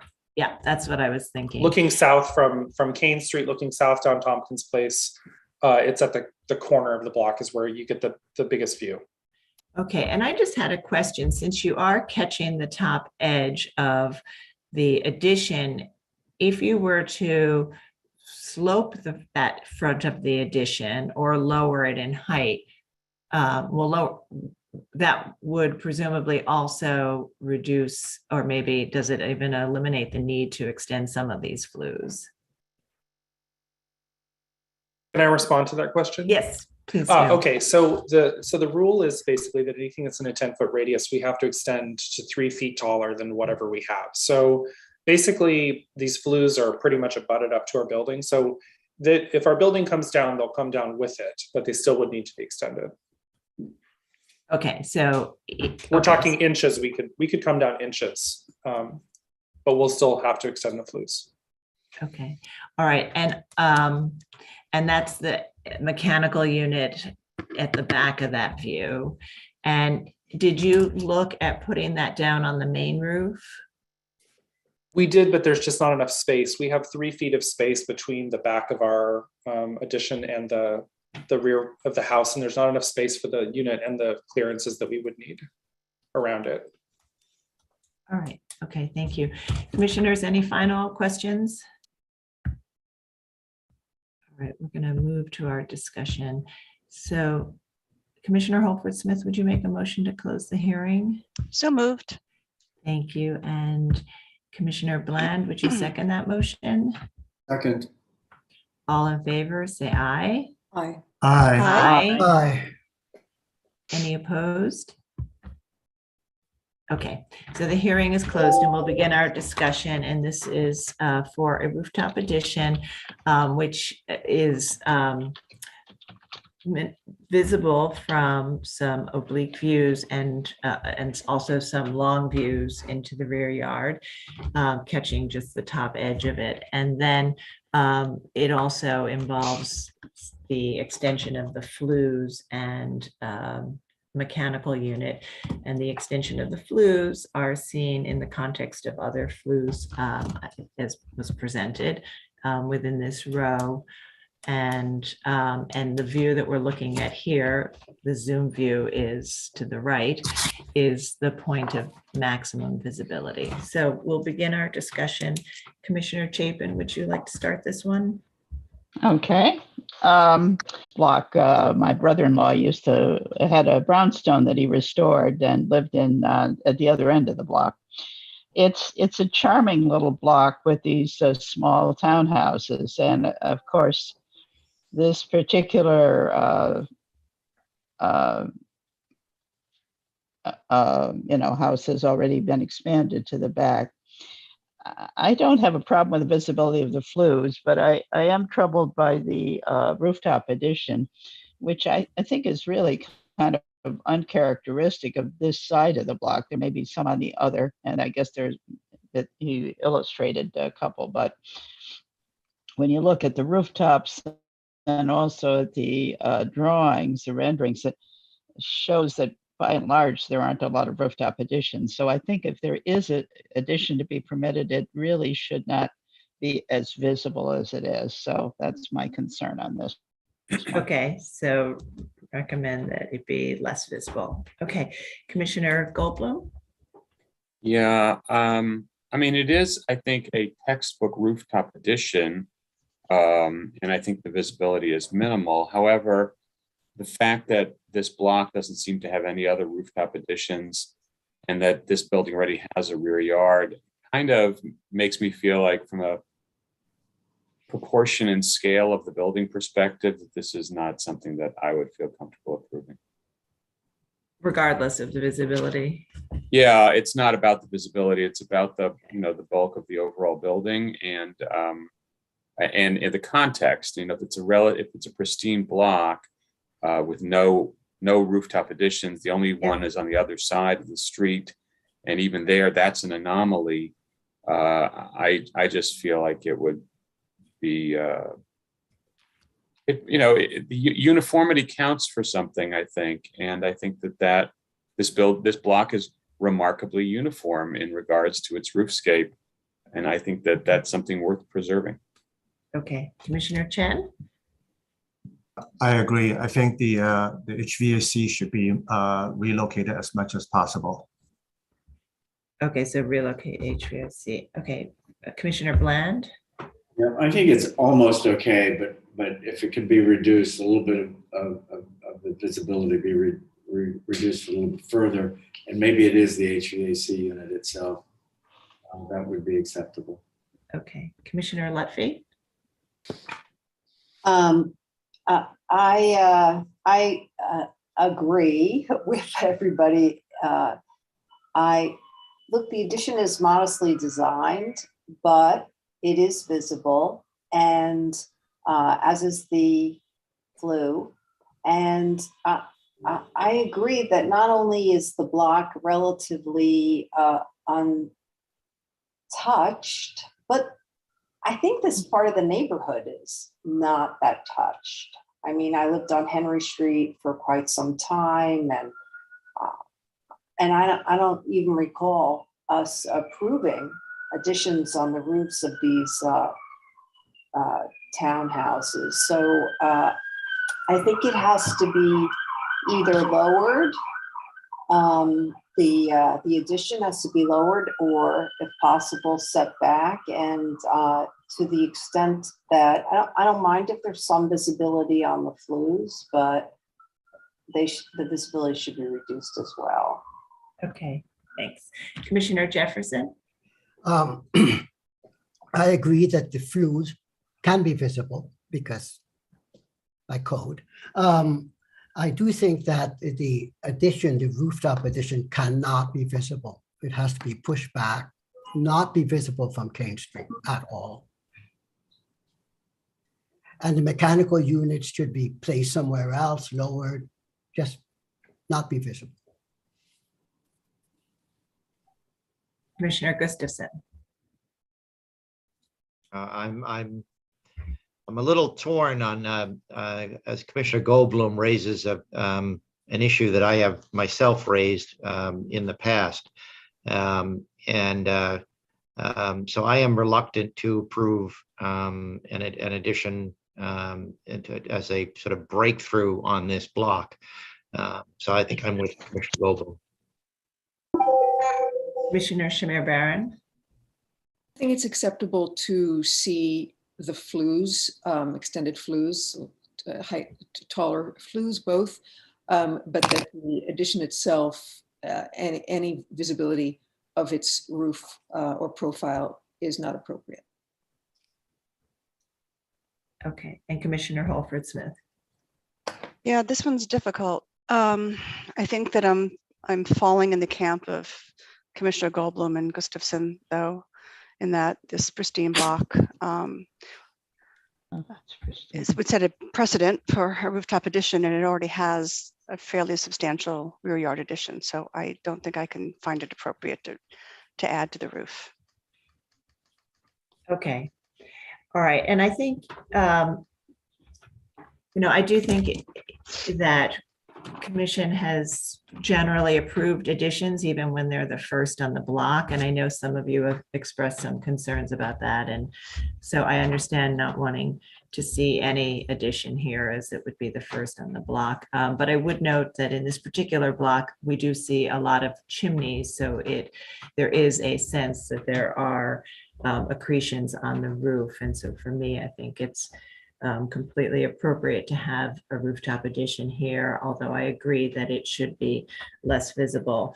So, and I think that many feel that it shouldn't be visible, but that some visibility of the flues is okay. So Commissioner Chapin, would you make a motion to approve it with the modification that the addition be set back and or lowered to not be visible and to have the rest of it be minimally visible? And we'll see where we are. Yeah, I was just looking to try to see if there was an addition here and unlock, and it looks like, I guess it's a skylight is what is that's further down. Okay, yeah, in the matter of a certificate of appropriateness, Borough of Brooklyn, LPC 2107305, 26 Tompkins Place, Cobble Hill Historic District, a row house built in the late 19th century. Application is to construct a rooftop addition. I note that the building's style, scale, materials, and details are among the features that contribute to the special architectural and historic character of the Cobble Hill Historic District. I recommend approval with modifications, finding that the proposed work will not eliminate or damage any significant architectural features of the building, that the rooftop addition will be moderate in size and set back from the front and rear facades, thereby not overwhelming the house and maintaining a sense of its original massing.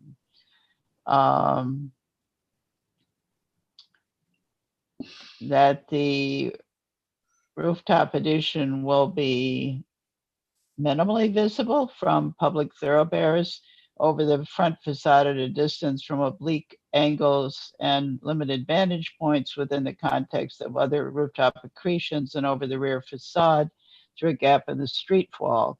That the proposed metal chimney flue is visible over the front facade will be extended only to the minimum height to meet safety regulations and feature materials and finishes that will not call undue attention to themselves in the streetscape and are typical of these utilitarian accretions found within throughout the district, and the proposed work will not detract from the special character of the building or the Cobble Hill Historic District.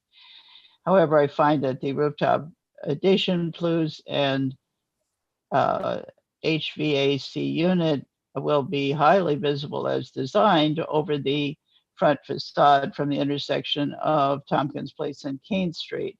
And therefore, I recommend that the rooftop addition and the mechanical equipment be modified to reduce their visibility over the front facade by setting it back or lowering the overall height and relocating the mechanical equipment. Okay, thank you. And Commissioner Bland, would you second that motion? Second. Mark, will you call the vote? Chair Carroll, Aye. Commissioner Bland, Aye. Commissioner Shamir Barron, Aye. Commissioner Chapin, Aye. Commissioner Chen, Aye. Commissioner Goldblum, Nay. Commissioner Gustafson, Nay. Commissioner Jefferson, Aye. Commissioner Lutfi. Commissioner Lutfi? She not here? I can't see on mine. I was muted, sorry, aye. Commissioner Holford Smith. Nay. With 7 in favor and 3 opposed, the motion passes. Okay, so that is approved with modifications. Please continue to work with the staff and we'll move to the next item. Next item is public hearing item number 5, LPC 21-08711, an application for a certificate of appropriateness in the Borough of Brooklyn, block 1070, lot 33, 243 Garfield Place in the Park Slope Historic District. This is a neo-Grec style house designed by Robert Dixon and built in 1888. And the application is to install rooftop mechanical equipment. Hey, commissioners, the applicants have entered the hearing. Jess, if you could just unmute yourself and click on your screen. Yes. You now have control of the presentation. You can advance the slides using your arrow keys or your mouse. Please state your name for the record and you may begin. Okay. Hi, my name is Jasmine Shaw. I'm here from Shapeless Studio, presenting for 243 Garfield Place. And I'm Andrea Fisk, her business partner. The project we're talking about is at 243 Garfield in Park Slope, and we're specifically talking about the appropriateness of a visible flue. This is the front facade. This is the flue we are discussing. By the mechanical code, it has to extend 3 feet above the adjacent structure, similar to what the previous presentation had discussed. This is the front facade, the rear facade. And this is the plan of the structure. Here you can see the 2 flues coming up, and on the top of the flue, we do have to have a draft inducer for 2 flues. These are the elevations, north elevation, west elevation. Here you can see the line of visibility cutting through the flue, the south elevation and the east elevation. This is a mock-up of the flue. This has not been constructed. This is just what we are presenting would be a flue clad in brick. These 2 orange components at the top would be draft inducers. Here we show this is the exact type of draft inducer. We have 2 of these. It comes in a brushed stainless steel finish. And the flue material, what would be visible, we're proposing to be the Endicott manganese iron spot smooth modular, which is the same as the structure on the roof. These are some visibility shots going down the street. This is just off center. This is across the street. And a little bit further down, and then even further, this is about F on the visibility diagram. You can see it. These were all taken just about a month ago, so with very little foliage. This is just to give a bit of context. So directly across the street, we have on Garfield Place 2 very visible dark flues. And this is the end of the block. Again, very visible flues, and just 1 block north, you can start to see kind of this rhythm of visible flues in the neighborhood. So I think I'll leave it at that, and if we need to, we can go to the appendix. We have done several iterations of these mock-ups, 3 different options. So if there are any questions, I guess we can go back to the appendix. Okay, thank you. So I think you've done some other studies, but you think the one you're proposing is the most appropriate in terms of the context. Is that right? Okay. All right. So commissioners, do we have any questions? All right. So let's move to public testimony. And if you're in the meeting and would like to speak on this item, please raise your virtual hand so we can identify you, and I'll turn it over to Sasha Seeley to take us through the testimony. Alrighty, thank you. Helen Freeman from Historic District Council. You should be receiving a request from me right now, Helen. Okay, I see you have accepted my request. Please unmute your mic and state your name for the record. You have 3 minutes to speak. Hi, this is Helen Freeman from Historic Districts Council. I first need to make an apology where I read the wrong testimony earlier, so you're going to hear a repeat testimony, which is correct for this application. HCC is generally appreciative of what this applicant is trying to accomplish, and we believe we are on the right track. They are on the right track. We would ask that if they are not able to shift the masonry portion of the chimney toward the back of the neighbor's chimney, that they make sure the lower of the 2 flues is no more than 3 feet above the adjacent roof height. Thank you. All right, thank you. Let me take a glance back over the attendees, and I do not see any more hands raised, so there is no one else who wishes to testify on this item. And I will just add for the record that Brooklyn Community Board 6 recommends approval of this application. And I will pass it back over to you, Chair Carroll. Thank you very much, Sasha. Okay, commissioners, or actually, let me turn back to the applicant. So would you like to respond to the comments we've heard? I think there was a suggestion. Yeah. Absolutely. So in our drawings, we say 3 feet. We will be going exactly to 3 feet, the code minimum. We will not go above 3 feet.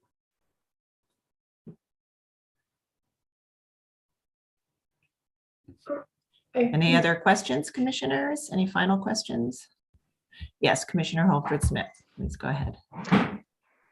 I know you found that this was what you felt was the most appropriate solution. I'm wondering, looking in the appendix, you have a solution that offsets the chimneys, so they angle back, which appears to be less visible. And I'm wondering why you don't recommend that approach. Well, we had worked with Landmarks to kind of go over these three, and I think it was deemed that that was still quite visible and that perhaps this was kind of the best looking and most appropriate for the block. When we did do the angling back, it still does cut through the line of visibility. So it is unfortunately still visible even when angling back. So I think the thinking was that this was most consistent with the context surrounding. Okay, thank you. Okay, other questions? Okay, I'm not seeing any other questions, so I'm going to send you all a request to start unmuting so that we can begin our discussion. Okay, and Commissioner Bland, would you make a motion to close the hearing? Motion to close. Thank you. And Commissioner Gustafson, would you second that motion? Second. All in favor, say aye. Aye. Aye. Aye. Any opposed? Okay, so the hearing is closed and we'll begin our discussion. So this is an application to review these flues that are visible over the front facade. The applicant showed other examples, one particularly right across the street. We also actually just earlier saw applications with visible flues through the block. So not an atypical feature, I think. The applicant has also studied various iterations, and I think because the different iterations would all be visible, that something that is, I think they felt something that is straight is more consistent with the typical chimneys that are visible. So we'll begin the discussion. Commissioner Lutfi, would you start this one? Sure. As you and the applicant mentions, we're seeing that there are flues that are visible within the context of where this house is, and it also sounds as though the applicant has worked very closely with staff to select a location for the flues that would minimize its visibility. And unless the staff says that there was another location that worked better, I could accept this for those two reasons as being appropriate. Okay, thank you. And I think, yeah, the location is sort of driven by where it exists now, but they looked at different options for angling it back. And I think staff also felt this was the most, or the most typical looking. Okay, Commissioner Jefferson? I can approve this. The only issue I have is why red at the top? My eyes go directly to the red piece that's extending out. If that could be a different color. But I'm fine. It's fine. Okay, and the hearing is closed, but I don't know, Corey, if you wanted to or were able to address that question. I think that's just representative to explain the visibility of the induction fan at the top, or perhaps a clay chimney pot, but it's not going to be a red painted element. Okay. Great. Commissioner Gustafson? Yeah, I think it's appropriate. I'm fine. Commissioner Shamir Baron? I also think this is appropriate. I think that the clean flues would have been appropriate as well. I might say that I can't tell if they're proposing for the chimney masonry to be painted black or some sort of stucco. I think it would be better if it was just brick. Red colored brick. Okay, Commissioner Holford Smith? Yeah, I think given the fact that they've reviewed this with staff and found that this was the most appropriate, I know angled flues are odd looking. So I guess if they're both going to have visibility, then I would prefer the straight. I'm looking at let's see what page it is. Not sure which page it is, but it's showing that they're using a very dark brick to match the addition. And I think that will stand out much too much. And I think it should be, as Adi said, red or a lighter color, so it helps to recede. Okay, thank you. Commissioner Chapin?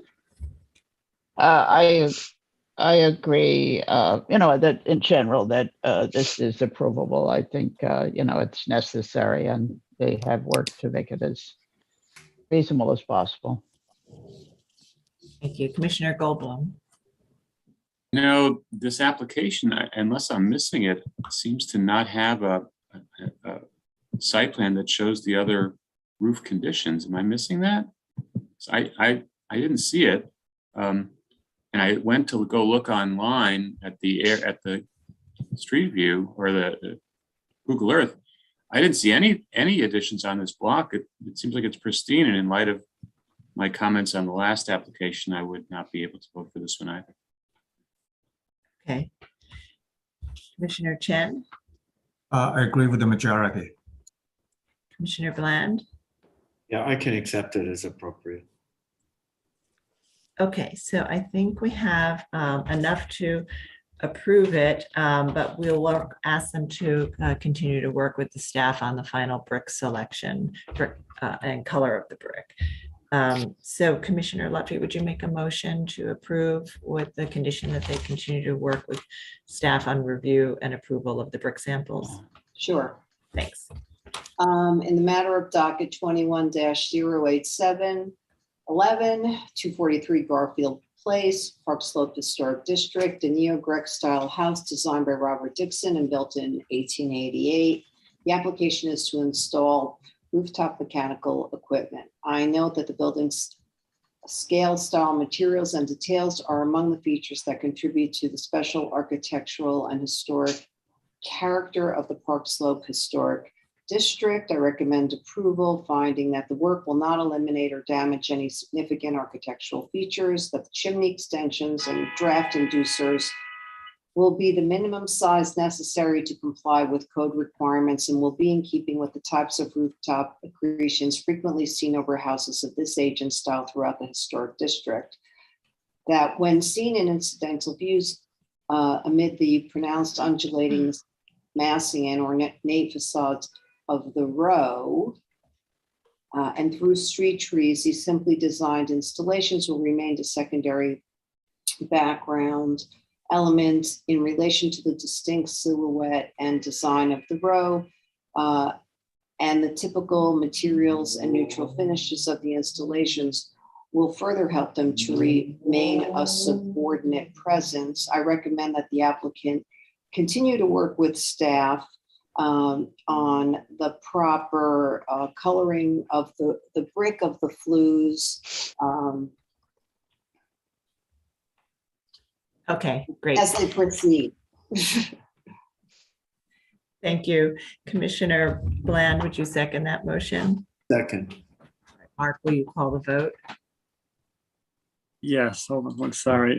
Chair Carroll, Aye. Commissioner Bland, Aye. Commissioner Shamir Barron, Aye. Commissioner Chapin, Aye. Commissioner Chen, Aye.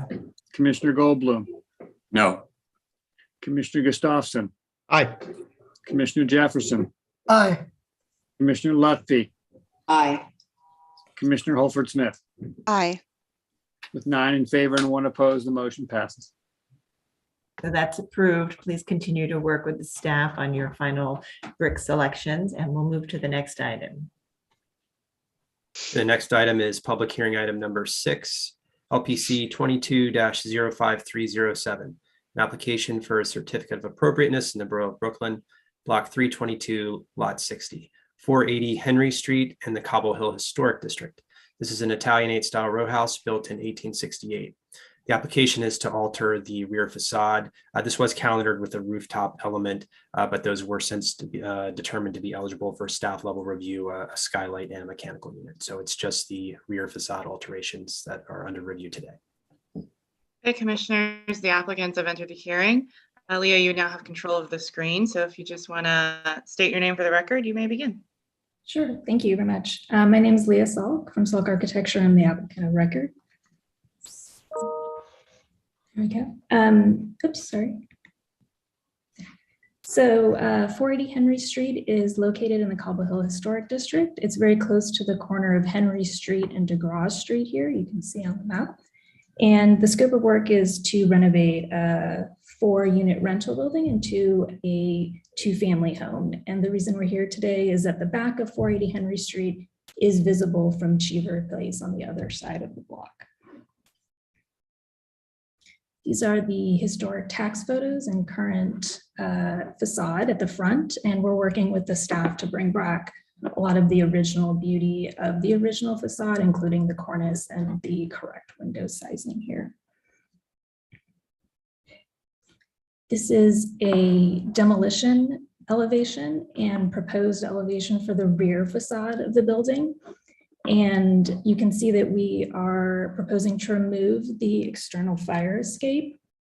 And we're also going to enlarge the windows on the second floor to be the original size and the masonry opening, as they're non-conforming.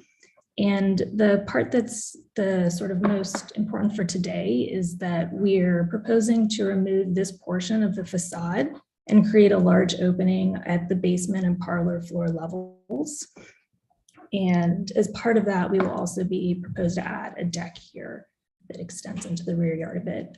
The rear yard, the opening at the rear is going to propose to be these 3 trifold doors and a single swing door. And we've proposed a divided light scheme to be more appropriate to the style of the building. And please keep in mind this lower portion of the basement is not visible from any public street.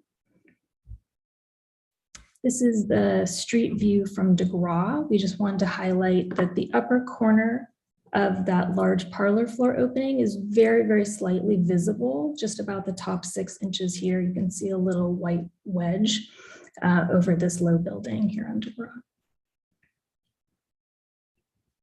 And then this is some views, both existing and proposed, from Cheever Place.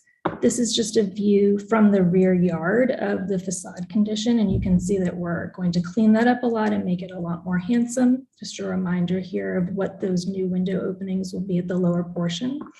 And this photo here is taken from about 160 feet away from the rear facade. And the portion available as you're walking down Cheever Place is only about 13 feet along the sidewalk that you would be able to see this rear facade. So these are the current non-conforming parlor floor windows. You can see they're quite a bit lower than the neighboring building. And the stucco color will remain the same. We're just going to patch it. And you can see this is that larger opening and the 2/2 new double hung windows above. This is a detail section through the rear facade. And you can see that the parlor floor window here is set back from the face of the stucco, as well as the basement level. And this is a plan detail showing that swing door with the existing masonry and patch stucco here. Just for some context and scale, this is the rear facade zoomed out a bit so you can see the parlor floor window, the basement window, and the scale relative of that new deck and spiral stair.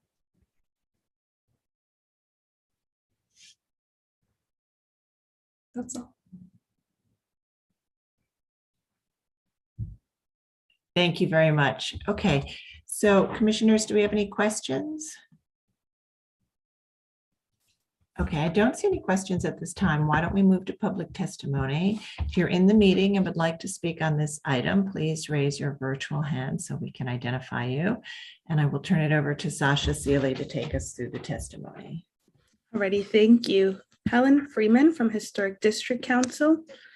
You should be receiving a request from me now. Okay, Helen, I see you have accepted my request. Please just unmute your mic and state your name for the record. You have 3 minutes to speak. Hello, this is Helen Freeman from Historic Districts Council. And once again, I need to apologize. I mixed up a couple of the item numbers, so this will be a repeat testimony, but this is for the correct item. HCC finds this proposal to be largely appropriate and in fact quite lovely. We wonder if the pattern of fenestration on the parlor floor can be extended down to the garden floor. Thank you. Thank you. All right, let me just take a glance back over. And I do not see any more hands raised, so there is no one else who wishes to testify.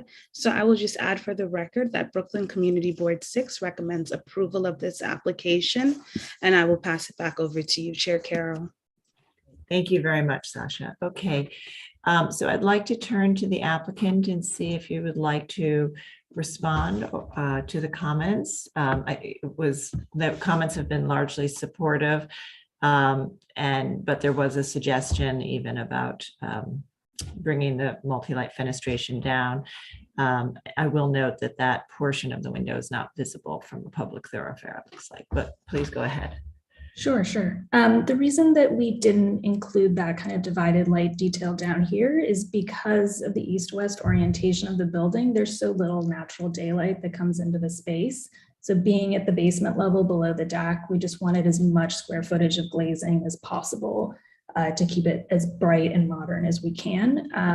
If that's certainly a sticking point, we'd be happy to revisit it though. Okay. All right. And otherwise the community board recommended approval. So commissioners, do we have any final comments or questions? Okay, so I'm starting to send you requests to unmute so that we can begin our discussion. Oops. Oh, one of you I just muted. I think it was Fred. Sorry about that. Okay, Commissioner Gustafson, would you make a motion to close the hearing? So moved. And Commissioner Goldblum, would you second that motion? Second. All in favor, say aye. Aye. Aye. Any opposed? All right, the hearing's closed and we'll begin our discussion. And so this is modifying the openings at the rear facade. We saw another one this morning that was proposing to do something similar that was obliquely visible through some gaps in the street wall. This similarly is visible through a gap in the street wall, although only the parlor floor of it is visible. And otherwise, its dimensions alone would, if not visible, would be eligible for a staff level approval. So we'll begin our discussion. Commissioner Chen, would you start this one? I think this is, given the narrowness of the visibility as well as the context, I think it is appropriate. Okay, thank you. Commissioner Bland? I agree, and I particularly like the huge plate glass window on the lower level. I just want to note that. I think it's appropriate and very elegant, as a matter of fact. Thank you. Commissioner Lutfi? Yeah, I think it's appropriate and very nicely done. Commissioner Jefferson?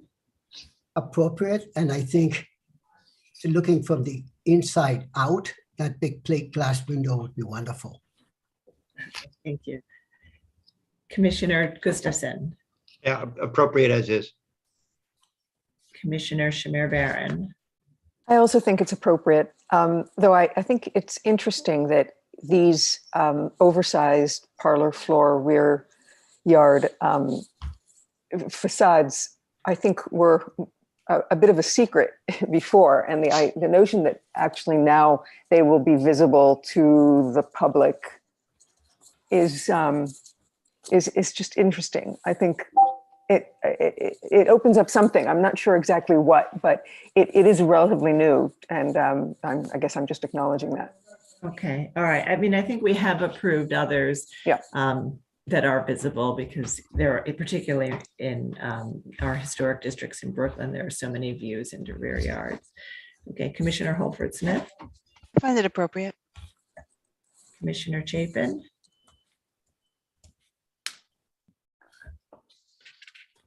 Commissioner Chapin?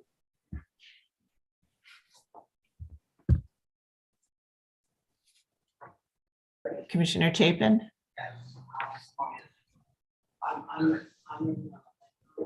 I can't, all right, we can't hear you, Diana. I don't know if you want to try switching headphones or unplugging the headphones. Okay, let me just go around to Commissioner Goldblum and we'll come back to Commissioner Chapin. Commissioner Goldblum? It's appropriate.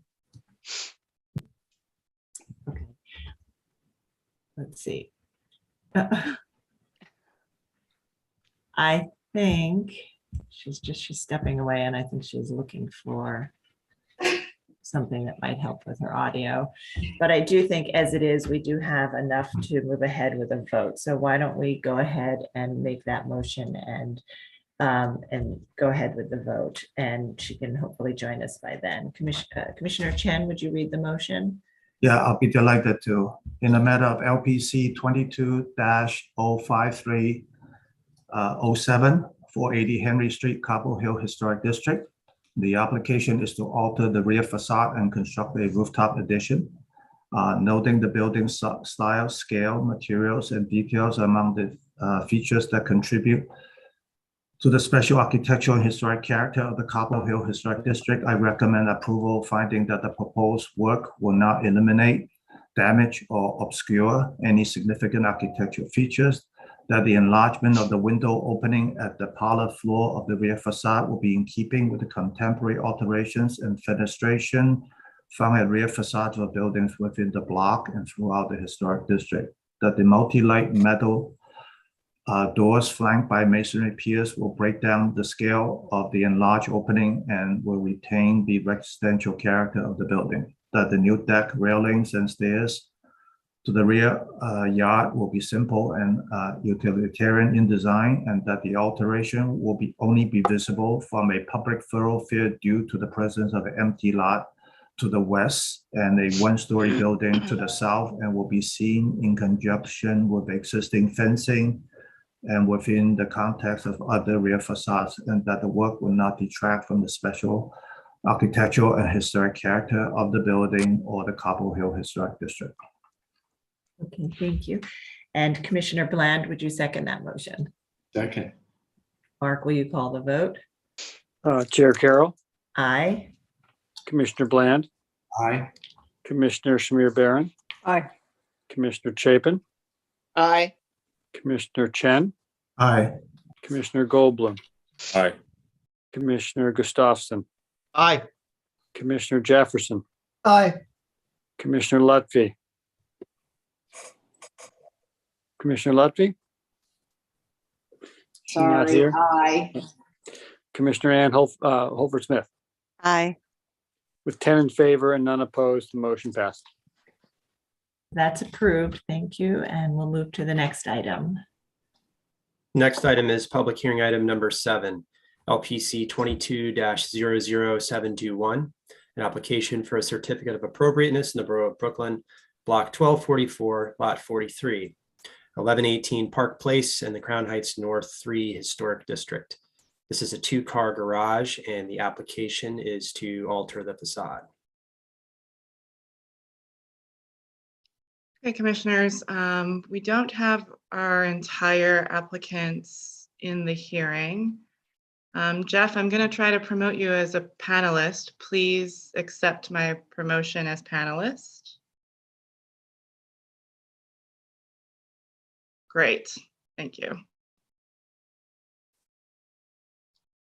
So Jay, you now have control of the presentation. Just click on your screen, and then you can advance the slides using your arrow keys or your mouse. Jeff, please state your name for the record, and you may begin. Jeff Ackerman, from Rise Architecture. I'm here to present 1118 Park Place, who's presently located in the Crown Heights North 3 District. We're looking for an appropriateness of a refacing of existing garage and a change of use of that particular garage. And that's what the project's about. So Jay, if you don't mind going through the actual slides quickly. Go back up, I'm sorry. As you can see, we're located in the Crown Heights North 3 District. We're located on a corner. Our facade is actually very visible from the street because we're actually on the street on Park Place. It's very visible. If you go to the next slide. We have the tax photo on the above right, which shows the existing was existing prior to the landmark, which is a very plain facade and a very finished facade. On the left, you have to see photos. You can see photos of what had existed prior to the altercation that we're trying to propose today. To the right on the bottom is the actual plan of what we're proposing on the inside, which is basically an open space, which is community facility use for philanthropic office space for that particular space. Go to the next slide, please. The proposed facade that we're trying to propose on the left-hand side right, which is not matching the historic classification of the building on the right, but tries to keep it a very plain facade, very flat. So therefore, in essence, shows similar to what the tax photo was prior. So we're not making a major altercation to the look of what was there prior, and trying to keep the openings to the size that the openings were with those wooden doors. These are a couple of photos of garages in the area that were altered over the last few years. And we want to show that, to show the appropriateness of what we're trying to accomplish here as well. If you go down to the next slide. This is a garage that's there now. If you can see the altered side to the right of it, they created a brick facade with a window in it, which is not historical. On the left-hand side, you do see a little circumstance, but it's been covered totally by a metal gate, therefore not visible. Next slide. This is a different garage that was altered as well, which created a flat stucco facade, which is not historical at all to what's context-wise in the district. Next slide. This as well, also, as you can see, this is actually more of the historical aspect of what was there at the time of construction. As you can see, it's all brick and just two opening garage doors. The rest of it's just brick with a small minor detail on the top of the actual brick cap-wise. Next facade. Here also, as you can see, this looks historical. We're not sure when this was built. As you can see, this is also all brick, just with a single door in it. So the garages, all that we've noticed, seem to be mostly brick in context against the actual brownstones that were next to them. And the same thing on this facade as well. As you can see, it's all brick. This one was actually modified to, looks like a storefront for the purposes of use of commercial. There's an additional one as well, all brick facade. Here they actually created this gate in front of it. I'm not so sure it's all garage. To the left is a little bit of garage. It has a triangle rooftop on there. Again, also all brick. As you can see, the brick facades seem to be what was used as the garage type at the time. So we would like to recreate the brick facade on this particular garage front.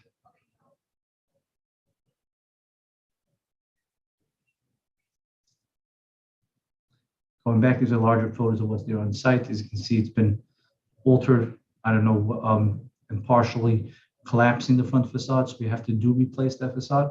And the question is what we're going to do to accomplish what we're trying to do now. Some more photos.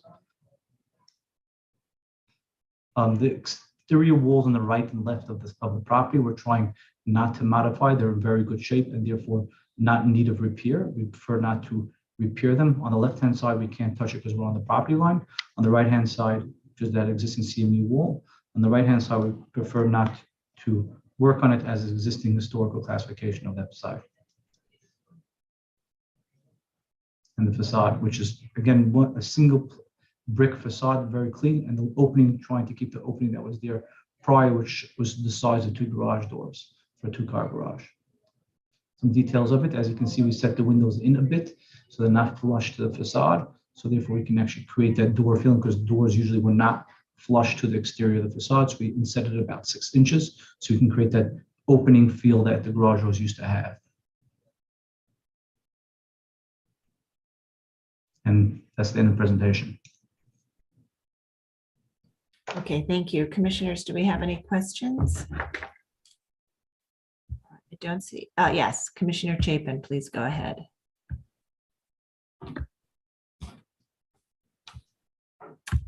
Just make sure you're unmuted, Commissioner Chapin. Thank you. Thank you, sir.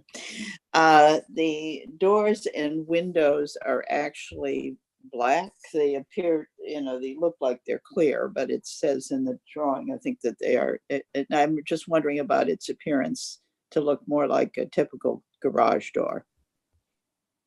So they're actually glass now. What we're proposing is a glass door with the fogged up glass. We couldn't modify, if there was a sticking point to modify to make them look like more like garage doors, that's an option as well. It is going to be used as a garage. It's not going to be used as a garage. The perspective is to modify the use of the space as well.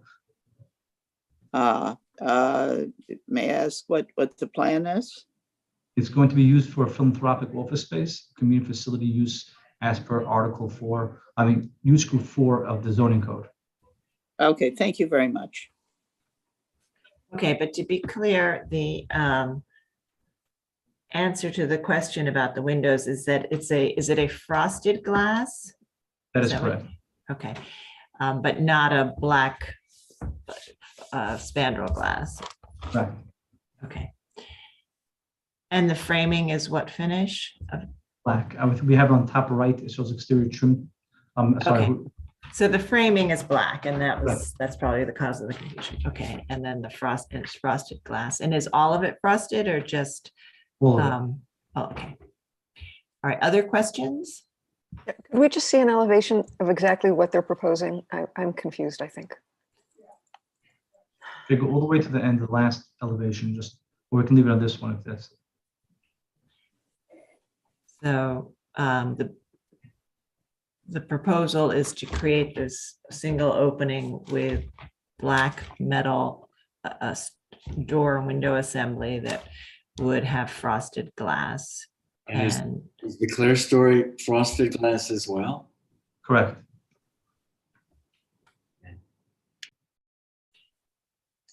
So you don't want visibility into the space.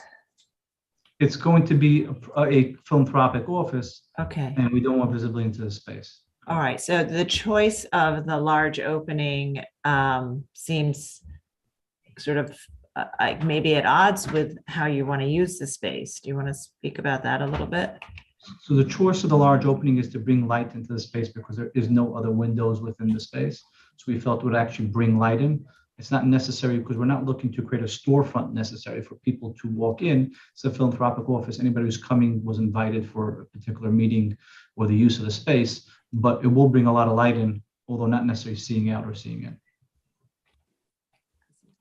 Commissioner Holford Smith, please go ahead. The brick will be a red brick. I don't see that in the presentation. I believe, yes. Unless I missed yes, it. Yes, no, we did not put in the presentation, will be a red brick, correct. Red brick, okay. Thanks. Thank you. Other questions? Okay, why don't we move to testimony? We might have more questions after that. If you're in the meeting and would like to speak on the item, please raise your virtual hand so we can identify you, and I will turn it over to Sasha Seeley to take us through the testimony. Alrighty, thank you. So first I'll be calling on Helen B. Helen, you should be receiving a request from me. All right, Helen, I see that you are in the meeting now. Please just unmute your mic and state your full name for the record. You have 3 minutes to speak.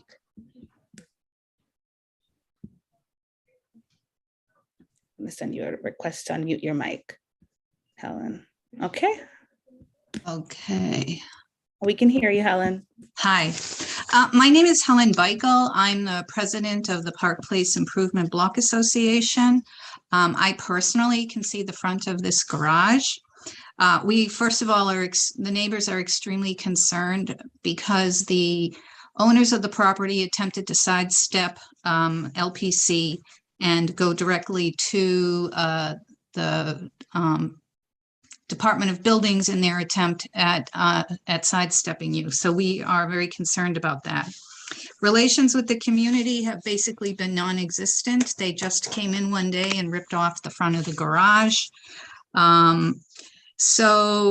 We have attempted many times to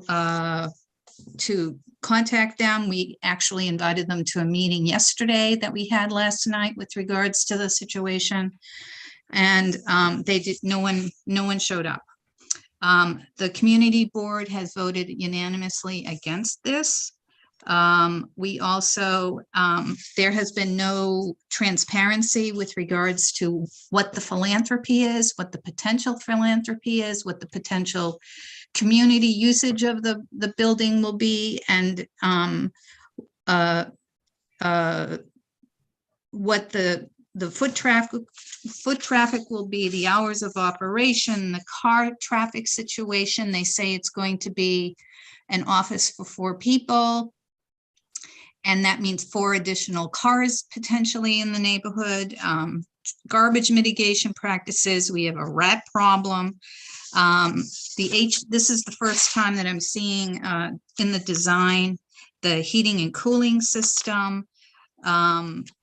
In previous designs, there was no mention of the brick color, so I'm glad that you brought that up.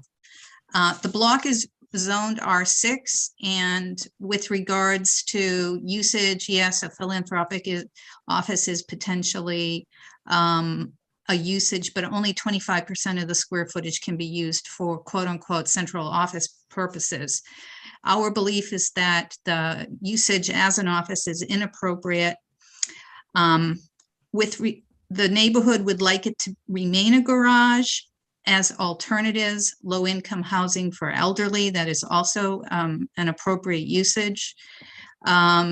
It could be a mixed media art center where there could be classes for youths or a cooking space. A suggestion at the meeting that we had last night was maybe add a rooftop community garden as long as there's accessibility safely to the roof. With regards to design issues. Ms. Beagle, can you hear me? Yes. We're under 1 more minute, so I'm just going to have to Okay, ask yeah. you to wrap up, please. All Yeah. right. Thank you. So the proportion of glass to the facade it's out of proportion to the neighborhood.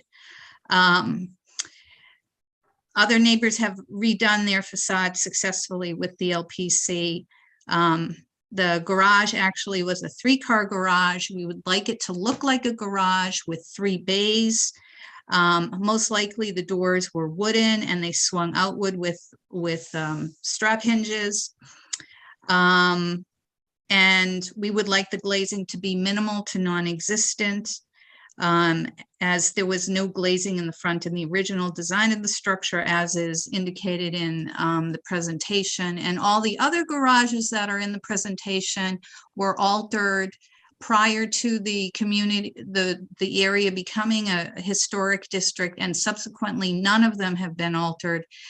This would be precedent setting in that this would be the first time that a garage in the neighborhood is being turned into an office. Thank you. Thank you, Ms. Beagle. All right. Valerie Nero Reed, you should be receiving a request from me now. Okay, Valerie, I see that you have accepted my request. Please just unmute your mic and turn on your camera if you wish. Just state your name for the record, and then you can proceed with your testimony. Okay. Good morning. My name is Valerie Nero Reed. I'm the president of Hampton, Sterling, Virginia, and Kingston Block Association, which borders right to Helen's Park Place. And Helen, I'm just dittoing what she said. We have concerns because we were never told that it was going to be other than a garage. We thought it was going to be renovated into a 3-car garage. And we even spoke with the manager of the building. And they said, oh, of course, we're going to go through landmarks and buildings department, etc. Until we find out afterwards. And this seems to be happening very frequently in our neighborhood, where everyone is disregarding landmarks, buildings department, and just proceeding on their own without any community input. So one of my concerns, besides the usage, if we can hear from the owners, what will this philanthropic office be used for? Will it be accessible to all of the community, both North Crown Heights and South Crown Heights, or all of Crown Heights? And the other thing we have a concern about is that we just learned that the address of the garage is separate from the house. I've been in this neighborhood for 20 years, and we have several separate garages, unattached garages in the neighborhood, and they do not have a separate address. So why was this building given a separate address? Is it because they knew they were going to change it to a business? And why weren't we informed of that? And there's now an issue with my neighbor who cannot attend this meeting today because she had a a tax appointment, who lives at 1 Hampton Place, Janet Christie, who it appears that this building 1118 or 1114 Park Place is infringing on her title of 1 Hampton Place, whereas they're using the address 1 Hampton and or 1A Hampton Place. So we wanted to put that on record. I don't know if this is the appropriate venue to discuss this, but my neighbor, of course, is following up legally and with our councilman OC to help resolve this matter.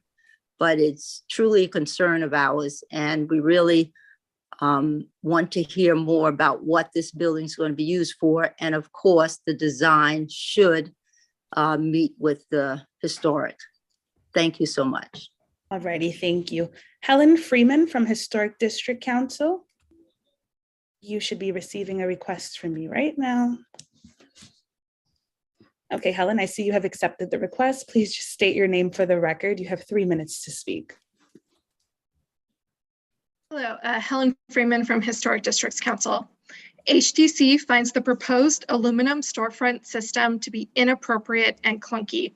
A wood storefront would be a nicer way to treat this facade. Thank you. All right, thank you, Helen. Let me just take a glance back over. And I do not see any hands raised, so there's no one else who wishes to speak on this item. I would just like to add for the record that Brooklyn Community Board 8 recommends denial of this application, finding that the proposed work will not match the facade of the adjoining residential building that the garage is an accessory to. I would also like to add that we have received a letter in opposition from Crown Heights North Association, echoing the same concerns as Community Board 8. And we also received a petition against this application from neighbors and community members. I will hand it back over to you, Chair Carroll. Okay, thank you. Okay, so I will ask the applicant to address some of the comments, but I do want to just note that the commission does not regulate use. We often approve new uses in existing buildings, and it helps us to understand what that new use is so that we can understand why a proposal is a certain way and what the parameters are to accommodate that use, and how, as we think about what is appropriate, it helps us to understand that use. Having said that, though, I do think that working with the community is very important, and having been open about the use and the design, I think would have behooved the application and the process here today. So I would encourage you in the future to continue to be neighborly, or to start to be neighborly, and please work with your neighbors. But our discussion today is not going to be on use. I think that the separate address, also not an issue before the commission, but I do think that is a condition that's been in place since the time of designation, because I think that there was an issue with the L not being marked in the database because it had a separate address. So again, change of address is not an issue before the commission, but it does seem to have been in place since before designation. We will focus our comments on the design, the architecture, the materials, and the details of this composition. But again, to the extent that you can be open and upfront about what the use is, that will help us as we think about what the appropriate resolution is here. I do also want to note for the record that the garages in this district post-date the buildings for the most part. The designation report introduction and statement of significance does not speak to the garages in any specific way, although they are noted in the building entries where they do exist, and many of them, as has been presented, are utilitarian and some have been altered. So I'd like to turn it back over to the applicants, and if you can respond to the comments, that would be helpful. Thank you. Thank you. I'd like to go through each comment and actually go through each one separately and try to address them. So I believe one of the first comments that were brought up was regarding bypassing LPC on the initial application. And I believe we've been in contact with LPC multiple times about this issue and trying to resolve it. Initially, the landmark particular site was not actually landmarked, it was just calendared, and we went through that process through what we were required to do at the time to get that resolved. We then learned that it was a mistake within the system, and which is why we've been working with landmarks to resolve it since then, which has been almost over a year to actually get to this point where we are today, having this presented in front of landmarks. And just to explain that, so it was not marked as designated in the Department of Buildings database. And I That's think correct. that was an oversight because it had a separate address. Right. And That would go, I'll skip to the next one, which is regarding the separate address. The reason this is, from what we have found out, the reason this is possibly has happened is because this garage, and not just this garage, there's other garages within the neighborhood that have a similar issue as well. They were not designated within the building department because they were separate addresses, so they kind of fell through the cracks. And we were not looking to circumvent LPC in the slightest. We in fact went through what we were supposed to go to under understanding that it was calendared versus actually designated in landmarks. We subsequently spoken to landmarks about it. It's now designated, and we're going through the process to hopefully resolve the issue for the facade. So that would address those two. Regarding the use, which has been brought up multiple times, I cannot attest to what the particular client is going to use it to. He asked us to put in a philanthropic office use, which is an allowed use. From my understanding is he has particularly a tenant or someone who wants to put an office space in it, which falls under the philanthropic use, which would be allowed use under the use group 4, which is allowed in the R6 zone. And therefore, that's the use he's proposing for the space. So it's going to be a private office space for, I think, between 3 and 4 people, my understanding from our conversations. And it's going to be a for-profit use of a particular company that has a philanthropic use, which will be allowed to occupy the space. okay. Regarding the, yes, sorry. No, please go ahead. Yeah. One other comment regarding the wood storefront versus the metal storefront. We could put in a wood storefront if that would ultimately venture to approve the particular project. If we wanted to be wood versus metal, I believe that we would not have an issue with that as well. You had made a comment, Chair Carroll has made a comment regarding the issue of us going to the local board about this issue and getting them to agree. A lot of the comments we got from them regarding that they wanted to know what we're using it for and it should be for the community. We felt that to be slightly inappropriate request on a private property where the use is allowed to be done. And most of the comments we were getting was that you're not allowed to have this use on it and we don't want it in our neighborhood. And we felt that it was a little inappropriate conversation to having that conversation up front when they were coming very, I would say, militant about the conversation about having this particular use versus the conversation that we should be having, which is regarding the facade and what it looks like. So we felt it was a little bit of a conversation. Now, we have no problem having a conversation with the block and having a conversation what we're allowed to do. But if they're coming and telling us you're not allowed to have something because we don't want it, we want something like a garden on the roof. You heard the comments on the call today. Very, very inappropriate request on a private property to have these things mandated for particular use, and we felt that was inappropriate. Thank you. All right. Commissioners, do you have any final questions? Okay, I am starting to send you requests to unmute so that we can close the hearing and begin our discussion. All right, Commissioner Shamir Barron, would you make a motion to close the hearing? So moved. And Commissioner Jefferson, would you second that motion? So second.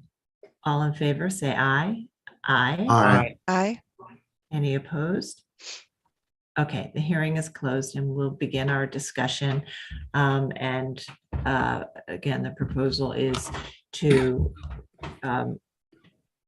reclad or rebuild the facade in brick with a large opening with black finished storefront door and window assembly, let's say, and frosted glass. So let's begin our discussion. Commissioner Goldblum, would you start this one? Sure. I guess I don't have any objection to their, modifying it, but I am concerned that it very much does look like a commercial storefront. And I think we have approved similar installations in other locations, but the combination of the commercial appearance and the fact that it will all be frosted to me suggests that I would advise that they use a wood storefront, which the applicant said that they were open to. Kind of that we've seen a lot of carriage house style openings used in other buildings in historic districts. And I think that they could accommodate their program much more effectively with a wood carriage house style series of openings. And they can work with staff on that as far as I'm concerned, because that's pretty rote. I also think that the staff comments about the coping being a masonry and the returns being looked at and designed a little bit more thoughtfully are also worth considering with staff. Okay, thank you. Commissioner Chen? Trying to unmute. Yeah, I'm sort of in agreement with Commissioner Goldblum, especially with the frosted glass and the appearance. So I tend to echo his sentiment. I have no problem with the modifying the facade as such, but I think that his points are valid. Thank you. Commissioner Bland? Yeah, there's something very odd about this proposal. I can accept that it's an adaptive reuse of a garage into another use, regardless of the testimony. That's not our purview. If it's allowed, it's allowed. But it should look somehow more like an adapted garage, I think, than a storefront on a generic store in any block of commercial New York City. And I think that's what it looks like now. I think the frosted glass is an anomaly that just doesn't fit. If it was explained that they needed 2 doors for egress or something, we accept it, but I'm not sure I heard that. I'm not sure why we need 2 doors.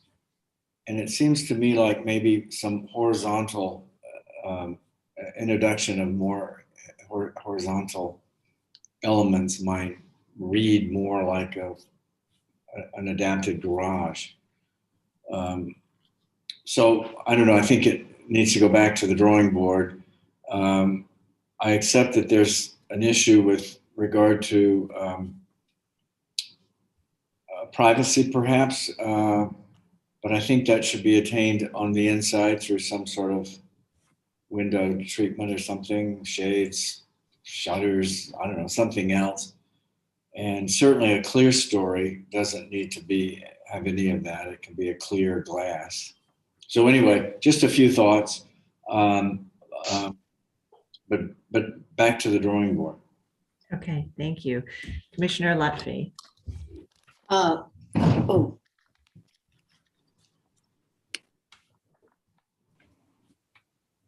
Can't hear you. You're muted again somehow.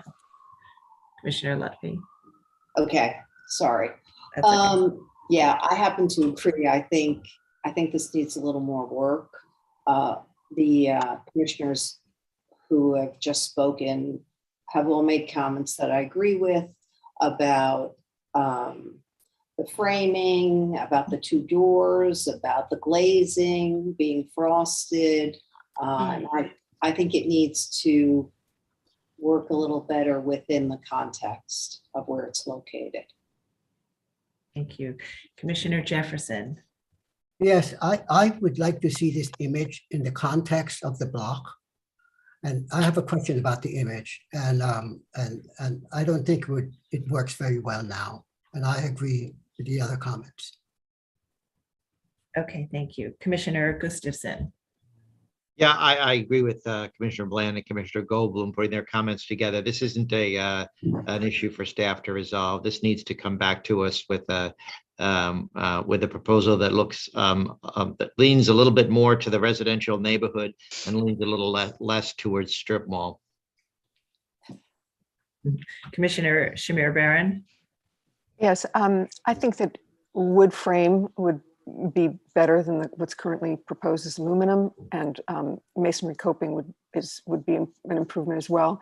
I also think that reducing potentially the size of the opening to something closer to maybe like the 3 bays as they're represented, or something like that, might make this read as more of a kind of punched opening and a little bit more like a carriage house potentially. But I guess what I'm saying is that it needs to relate a little bit more to the kind of the historic quality of the street. Although when I was looking at the historic image, it was difficult for me to see what exactly this was and how big that original opening may have been. So that's hard for me to see. I, like Commissioner Goldblum, actually think that if those things were done, they could be done with staff.